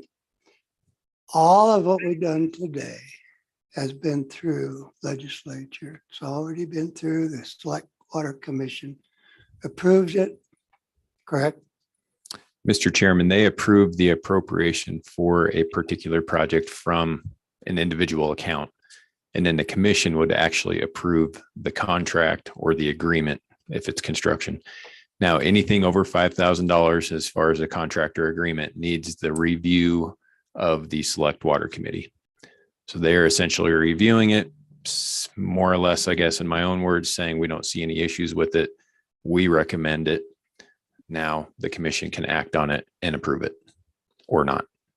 It seems to me like we got the cart behind the horse. I don't know.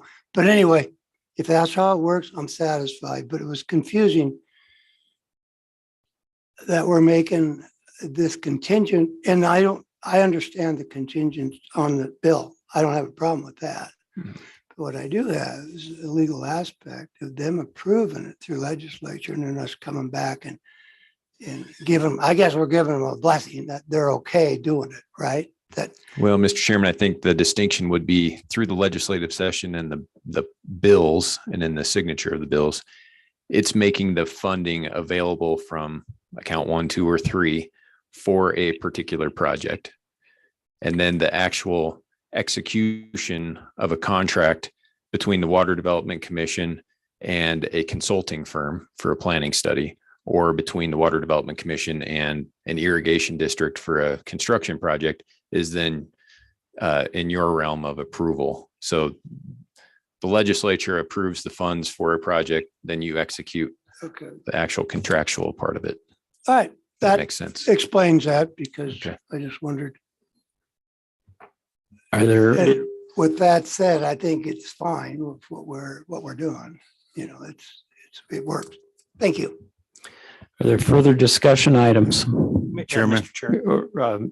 And just to expand on that, Jason, as we had talked earlier, and I wasn't sure on that as well, but it sounds like if we wanted to pull an individual project off or contract off, we can do that, and it doesn't really affect what the legislators have approved or allocated money for. Mr. Chairman, I believe that's correct. You guys would have the final approval of the individual contracts, small water being probably what you're referring to. Right. Yep. Thank you. In further discussion, was Commissioner Kaler, did you have a discussion item? Or somebody, Hosey? Chairman. This is a question for Bill. What was the total amount that was reverted back? It's just a question I have. So between both projects, it was right at $1 million. So within a couple $1,000s of $1 million, doing quick math. Okay, now, one of the questions I had on that issue was, is there a way, I guess it's for Jason too, is there a way that we could earmark that money for the future of that project? You know, an extension or whatever, you know, for the next phase? Mr. Chairman, Commissioner Glick, there really isn't. That money is going to revert to, I believe this is probably account 2. Both of them. Yeah, so it would revert to account 2. No, reverts to account 1. Either way, whatever account it came from, that's going to revert to that account if it's not spent on that particular project. And you'd have to go back through legislation to add in the phase 2. But that's where the sponsors contingency fund comes in, and which allows kind of more of the flexibility of the commission to react to increases in cost. And then you're not further delaying the project to have to go back through the legislature. And as Commissioner Suker said, a lot of times equals money. So that would just extend things and exacerbate the problem. Okay, well, thank you for that clarification. Appreciate it. Mr. Chairman, the other thing on the small water projects, there was some discussion on Monday with the Select Water Committee in relationship to, do they even really need to be reviewing and recommending all these tiny small water projects that are only up to 35,000? There was a bill this year, and I don't know much about it, through the Wildlife Natural Resource Trust Fund, where they increased a limit on project, and I don't know if it was review or approval or what, but they had that little bit of discussion on Monday. So I don't know if anything will come of that where they up that $5,000 to say 40,000 or what, but they were talking about that a little bit on Monday to where they wouldn't be involved in those smaller type projects. Thank you for that information. Is there any further items that need to be discussed? I have just one from last meeting, and I believe it was brought up that there was some interest of having a review of the some of the water projects surrounding Gillette up in the Campbell County area. And I'm just kind of bringing that up as a reminder that there was really no deadline on that, or I don't know if we really concluded discussion on that, but just as a reminder of that. Thank you. If there's no further discussion, I guess Mr. Chair. Go ahead. I do have a question, a clarification on the topic of the legislator, the select water recommending approval of the projects. And I think the small water projects were maybe in question by Commissioner Cayley. And if we as a commission thought there was a project that we did not want to approve, but the select water in their appropriations had essentially recommended approval of that and probably funds as well, what would happen with those funds? Mr. Chairman, depending on if it was an account 1 or account 2 project, new development or rehab, those funds would go back to that particular account. Now, in the legislation, in the bills during the session, it's just one line item. We're adding money to account 1 small water or account 2 small water. All these individual projects are not named in that legislation. We receive applications as of November 15th of last year for what we're seeing today. That gives us, and Jody Pavlico administers a program, a sense of what kind of demand are we seeing this year. That then informs what we suggest putting into the omnibus bill for additional dollars into each one of those small water programs.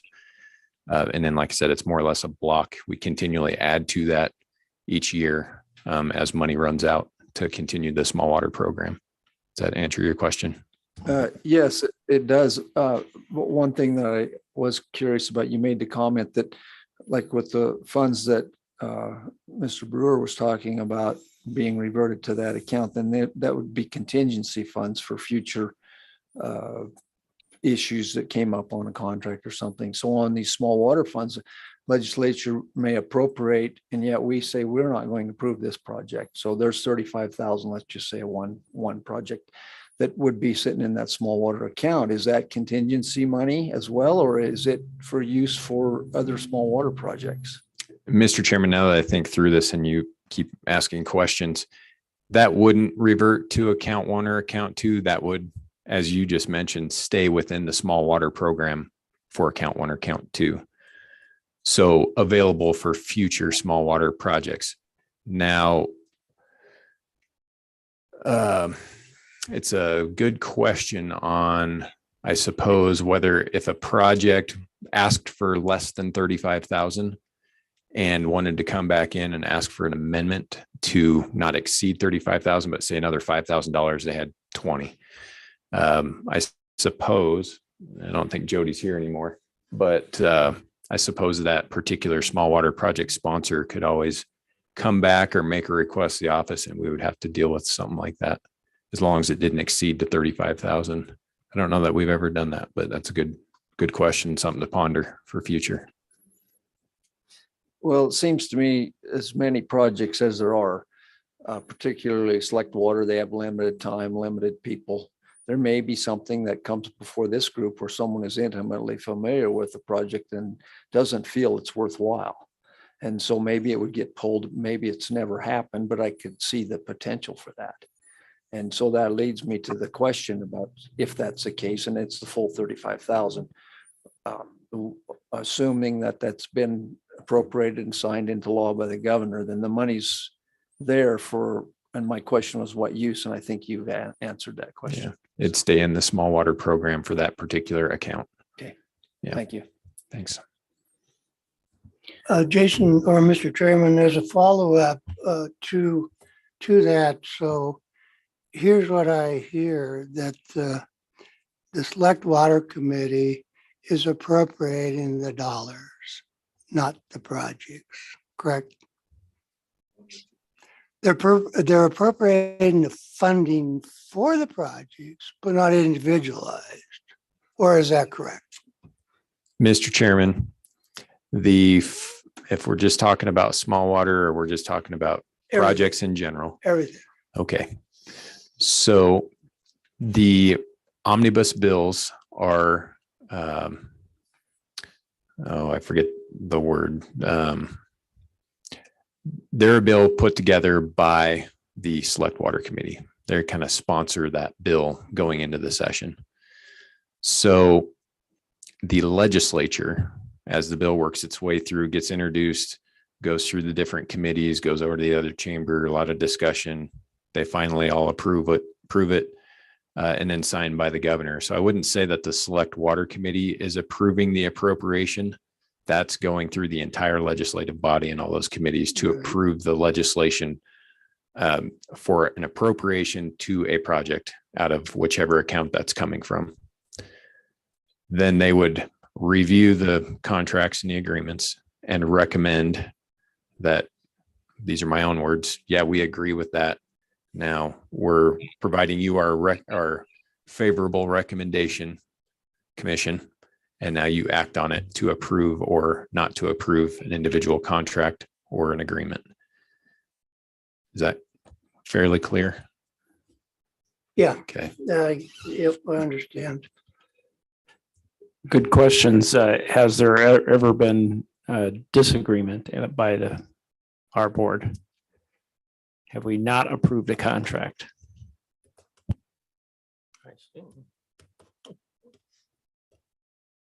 Mr. Chairman, it sounds like there has been, but on very rare occasion. I guess that makes our job easy. Yeah. Okay. Next Chairman. item on the agenda is future meetings. Go ahead. One more question. Chairman. Yes. I just have just a comment to make that, I really appreciate the people coming online and coming into Cheyenne for this meeting and to answer questions about their project, even though, often we never ask any questions of them, but I really appreciate it. And I'm a little bit disappointed about some of the people that don't come in and stand for their projects, especially the ones that are pretty close to us. And I just wanted to make that comment that I really do appreciate them, getting online or taking the time out of their day to come in and sometimes we don't ask a question, but I do really appreciate that. I just wanted to make that comment. Good comment. And Commissioner Glick. This is a question for Jody.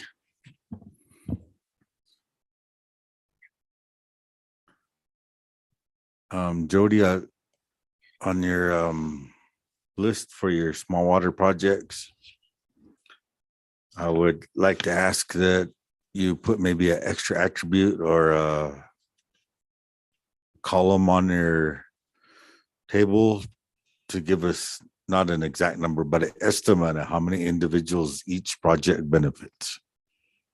If that would be okay. Mr. Chairman, thank you. That's a good suggestion. I am going to have to take a careful look at the information that's requested in the application and then make a note if we need to update any of the information we request in the application. I think that's a good question. I'll have to think about the information we collect to make sure I can answer that accurately. That's why I asked for estimated, and I think that would be a good information line item for us to better understand that, not a lot of these are just for individual or, private entity. Thank you. Yeah. And Mr. Chairman, sorry for the interruption. That does lead back to that public benefit discussion that we've had a number of times. And that is a very important discussion that is an important responsibility of this commission to review those public benefits to make sure they're being met. And that is a part of the analysis we go through before they ever make it for your consideration. And part of the thought process on this, it was a discussion we had with Select Water on Monday too. Somebody saw, well, there's only a few thousand acres here and they're getting a well, and how does that benefit the public? And so it requires a kind of shift in thinking. I mean, it's not necessarily about how many acres does this guy have, that and how many cattle does he have. You kind of have to take a step back and say, okay, so this gentleman may only have however many, 2,000 acres or whatever it was that came up on Monday. However, he's got the uplands, and we put a water supply on the uplands, and then they fence off the riparian area, and the willows and the riparian communities come back. We've actually heard stories of, a few years after a project has been put in, where something went from being an ephemeral drainage to a year-round live stream. So then what you're doing isn't just benefiting the 2,000 acres, it's benefiting everybody downstream. So, and the stream channel stuff is another good example of that, where it's not necessarily that it's benefiting, the landowner or the 2 or 3 people on that channel. It's benefiting everybody downstream all the way down, because we're reducing the sediment loads to the river. So you kind of have to take a step back, because we're looking at the watershed as a whole. Being sensitive to the public benefit discussion, I'll put some real thought into the information we request in the application and make sure that we're getting that information more specifically. I know the district's put together their written description, but if we can get a more quantitative sort of assessment, that would help provide those numbers for you. We'll try to get that next year as well. Mr. Chairman. Thank you, Jody. Vice Chairman. Thank you, Mr. Chairman. Jody, thanks for coming down. I know you do a ton of work on this, and we don't see the big picture. You do the overall picture. And so I think it's sometimes hard for us. I sometimes read this and I think, okay, is this like my husband's bison ranch, where he's built a solar panel platform there to get water to his bison, and that's what we're doing for this? Are we doing that for one person? So I do have that concern. I know you have a bigger, broader picture, but when you're thinking about it, could you think also to say, okay, this is all on BLM land, or this is just him putting up a solar panel on his little bison ranch and feed, that's where I want to make sure I'm not approving something like that, because I don't know that that's a goal, but if we are, I'd like to make sure we really do see the public benefit, I guess. And I know we talked about how it's hard to even quantify it in terms of dollars. So I understand that's difficult, but I do thank you for all your hard work, and all the rest of obviously the people that work at the Wyoming Water Development Office. You guys all do a great job. It's a lot of work. And also to you, Interim Director Jason Mead, thank you. Mr. Chair. Chairman Kaylee. And I'll just add to that as well, Jody.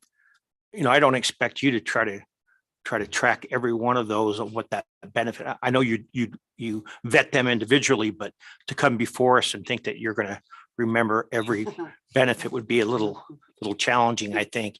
But again, back to my point, I do expect the people that are coming before us with that money to be available, that we can say, what's the public benefit? And so you might just express to them that, we'd like to have you here, and you're probably going to get that question is of that public benefit at some point. And if they don't show up, I don't know what's going to happen in the future, but just wanted to express that.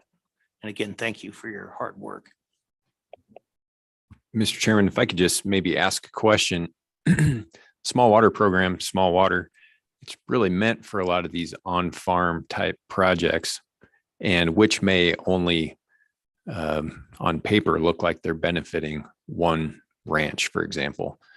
But it's and I'm getting repetitive here on what Jody already said, but the health and functionality of the watershed is what we're focused on here. So, if there's a TMDL and we've got impairment for E. coli, and that's related to having too many cattle on, right next to the creek grazing, and then you get these upland water development projects, which are our small water projects.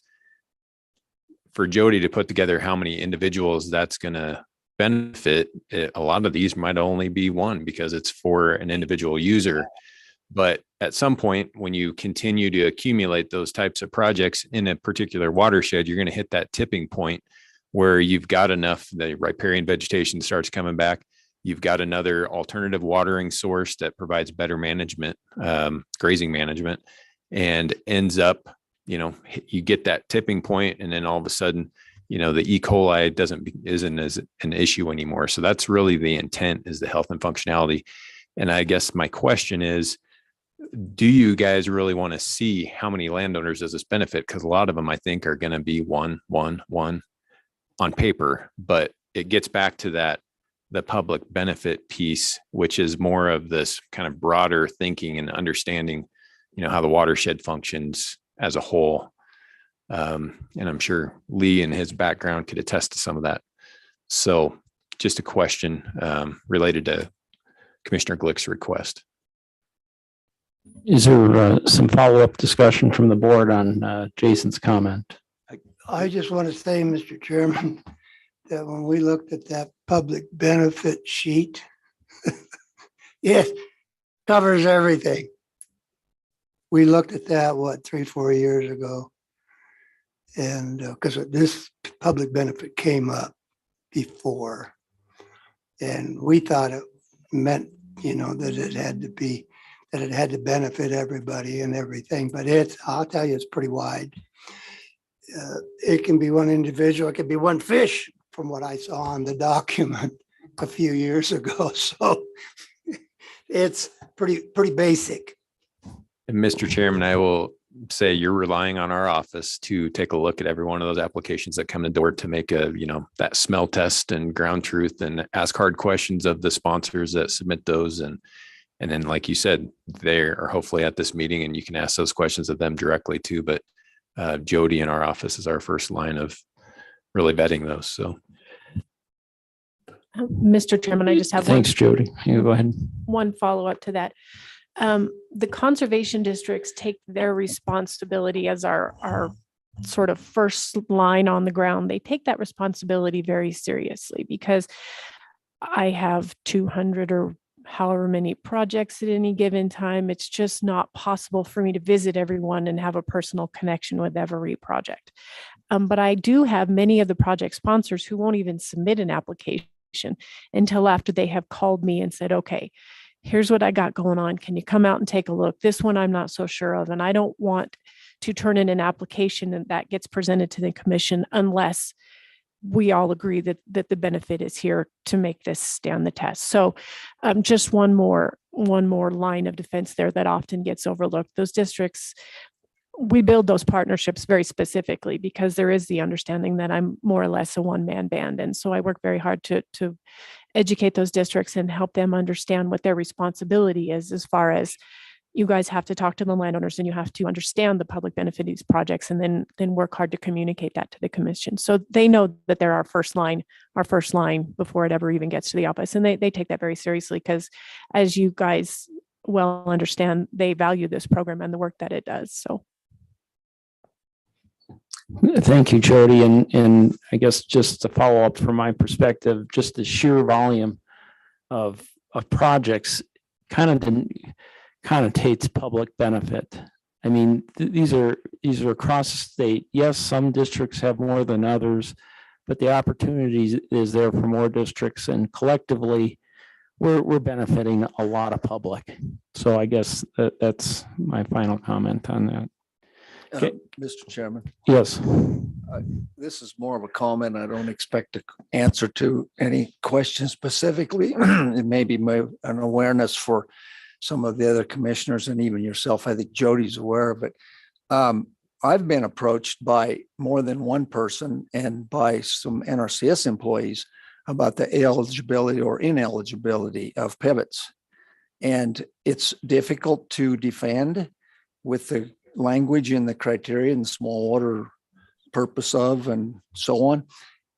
I would appreciate if you could work on something that could help us if other people are asked that question, because irrigation projects are eligible.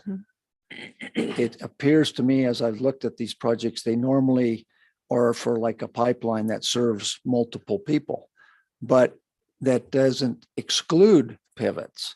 And there are plenty of benefits that can be attributed to pivots that for downstream sediment load, nitrification in the groundwater, et cetera. It can go on, the list can go on and on and on.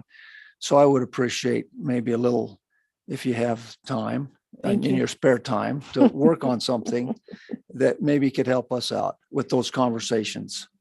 Thank you, Commissioner Craig. That is one of the ones I probably get the most often. And when I'm, as I talked about earlier, building those relationships with the conservation district, the lines are not as black and white as the engineer and me would like them to be. Oftentimes, I would like to say, here's the very clean, obvious boundaries. But what I typically point them back to is that public benefit component. A pivot has multiple benefits. And I know that the guys in the northwestern part of the state, specifically federal funding partners, rely on public benefits for their pivots because they consider them for different funding options than we do. Their benefit is we're not putting the same chemical load on the ground, and then that's how we use the federal dollars to cover the pivots. Water development is looking at it from a different perspective. We're looking at it from benefits to the public at large and watershed health. And so we take a different focus on, it's not a chemical loading or, the same focus that the federal guys are looking at. For us, it's improving watershed health and benefiting multiple landowners or multiple, places in the watershed. So I appreciate the gray nature of answering those questions. And I get those questions all the time, and I'd be happy to do my best to kind of put something down. Ultimately, it's going to be the way I rectify it in my mind is each project is as unique as a fingerprint, and they all are going to have their own. This landowner works well with this one, but not with this one. And this project has these guys adjacent, and we're putting this ditch into pipe, and we're not putting, you know what I mean? They're all so unique. It's hard to make blanket statements that apply across the board. The good and the bad of the way our criteria is written is it gives us the flexibility because we're able to say irrigation projects may be eligible. And then it allows me and you guys the opportunity to consider the individual merits of the individual project without having to get rid of a good one by virtue of the way the language and the criteria is written. So when I talk to people, I say, don't try and pin yourself into a box and don't try to answer every question. Because ultimately, I tell everybody, pick up the phone and give me a call. And those conversations are frequently half an hour, 45 minutes to an hour or more, because we're talking about the specifics of how everything's going to work and how it operates. And there's a lot of that goes into it. So I'll be happy to do my best to put something together for you. But I would just caution everybody, don't try to be an expert. I'm trying not to sound out of line here, but don't feel bad about having anybody call me, because that's ultimately what makes this work. And it helps to build those relationships. So then everything works better. I don't have any specific concerns with not being able to help funding of sprinklers from the standpoint of the funding, availability of funding in general. And I think when it really comes down to it, if we were just to be perfectly blunt, that's the one thing you could hang your hat on. We could say, if everyone that wanted to pivot were to apply, we'd break the bank. But quickly, by saying that, maybe it would make sense to just have a policy that small water funds will not be used for pivots on individual farms, something that's that simple. And the argument is it's too costly. There was not enough dollars available. Because for all the things that you're saying about the watershed and the health and so on, someone who wants a pivot and knows what they're talking about will be able to show you. And there's data and numbers that can show the reduced sediment loads and all those other things that help with the health of that.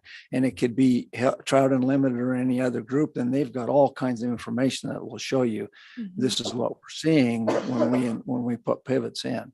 So that my conversation mostly was a discussion with NRCS, and they were pretty forceful. And I finally had to tell them, listen, they're just not eligible. And I kind of stuck my neck out by saying that, but basically that's how I had to shut down the conversation. Mr. Chairman, Commissioner Craig, I think that's a great point. And that's what actually Barry was just whispering in my ear in this discussion in the past with previous directors and what that would cause or potentially cause to the program. And as we were talking about many times throughout the session with the Board of Control coming out of our budget and account one and our budget and all these other non-project costs, we've got about $10 million right now per year to spend on water development projects. And that's across the board, account one, account two, and account three. If we get Board of Control out eventually, if that's what, is a desire, that's going to add some additional funds and darn near double that. But yeah, I think there's gonna be lots of people that would want pivots. And I think that was considered early on. Yeah. And what that would do, small water program is obviously going to increase. What's that do to our ability on these other types of projects? So thank you for that point. Are there further questions for Jody? Great conversation on public benefit. It's why we're here on all projects, large or small. So it's an important discussion. Interim Director Jason Mead, is there further discussion? Mr. Chairman, I don't believe so. I guess I just want to again welcome our new officers. Ron Cayley, our Commissioner Ron Cayley, our new chairman, Lisa Anselmi Dalton, our new vice chair, and Lee Craig, our new secretary. A great crew. Yep. Okay, Mr. Chairman, then just as a reminder, our next meeting in May 10th and 11th, most likely that'll be here at our office. It could be down at the Capitol Extension. Not quite sure yet. That'll be a joint meeting between the Select Water Committee and the commission. And as Barry talked about yesterday, that's where we're going to be considering the new project applications, the planning project applications. So we'll have a number of sponsors here to answer questions and help describe their wants for their planning studies. So we'll have the 22, I think it was, that Barry mentioned, and then also the additional 2 with Rollins and the conveyance law study to consider at that point too. So the other thing is, in the past, we've done kind of a water development 101 orientation for new commissioners. I think we'll probably offer that again for anybody who wants to attend. And even more so, I think with the number of new Select Water Committee members and the number of questions we got on Monday, just trying to get up to speed and understand the program, I think that'll be beneficial too. So we'll think about that and how to maybe fit that into the same day as the workshop, so we don't have people traveling more than need be, but we'll let you know on that. And then the last thing I would mention would be for our new chairman and secretary would be don't take off, because we've got a lot of agreements and contracts for you ready to sign. So hopefully loosen up those wrists and hands. Other than that, I don't have anything else. Okay. And also I just want to say I enjoyed being your chairman, and I'm happy to join the long list of very honored past chairmen. So thank you. Mr. Chairman, I'd just like to say thank you for all the work you did for us. We do appreciate that. And sorry to see you go. Well, the conveyor belt moves on. So, okay. All right. All right. Do we have a motion to adjourn this meeting? I will so move we adjourn. Larry Suker and Dennis Pence, thank you for your motion and second, and all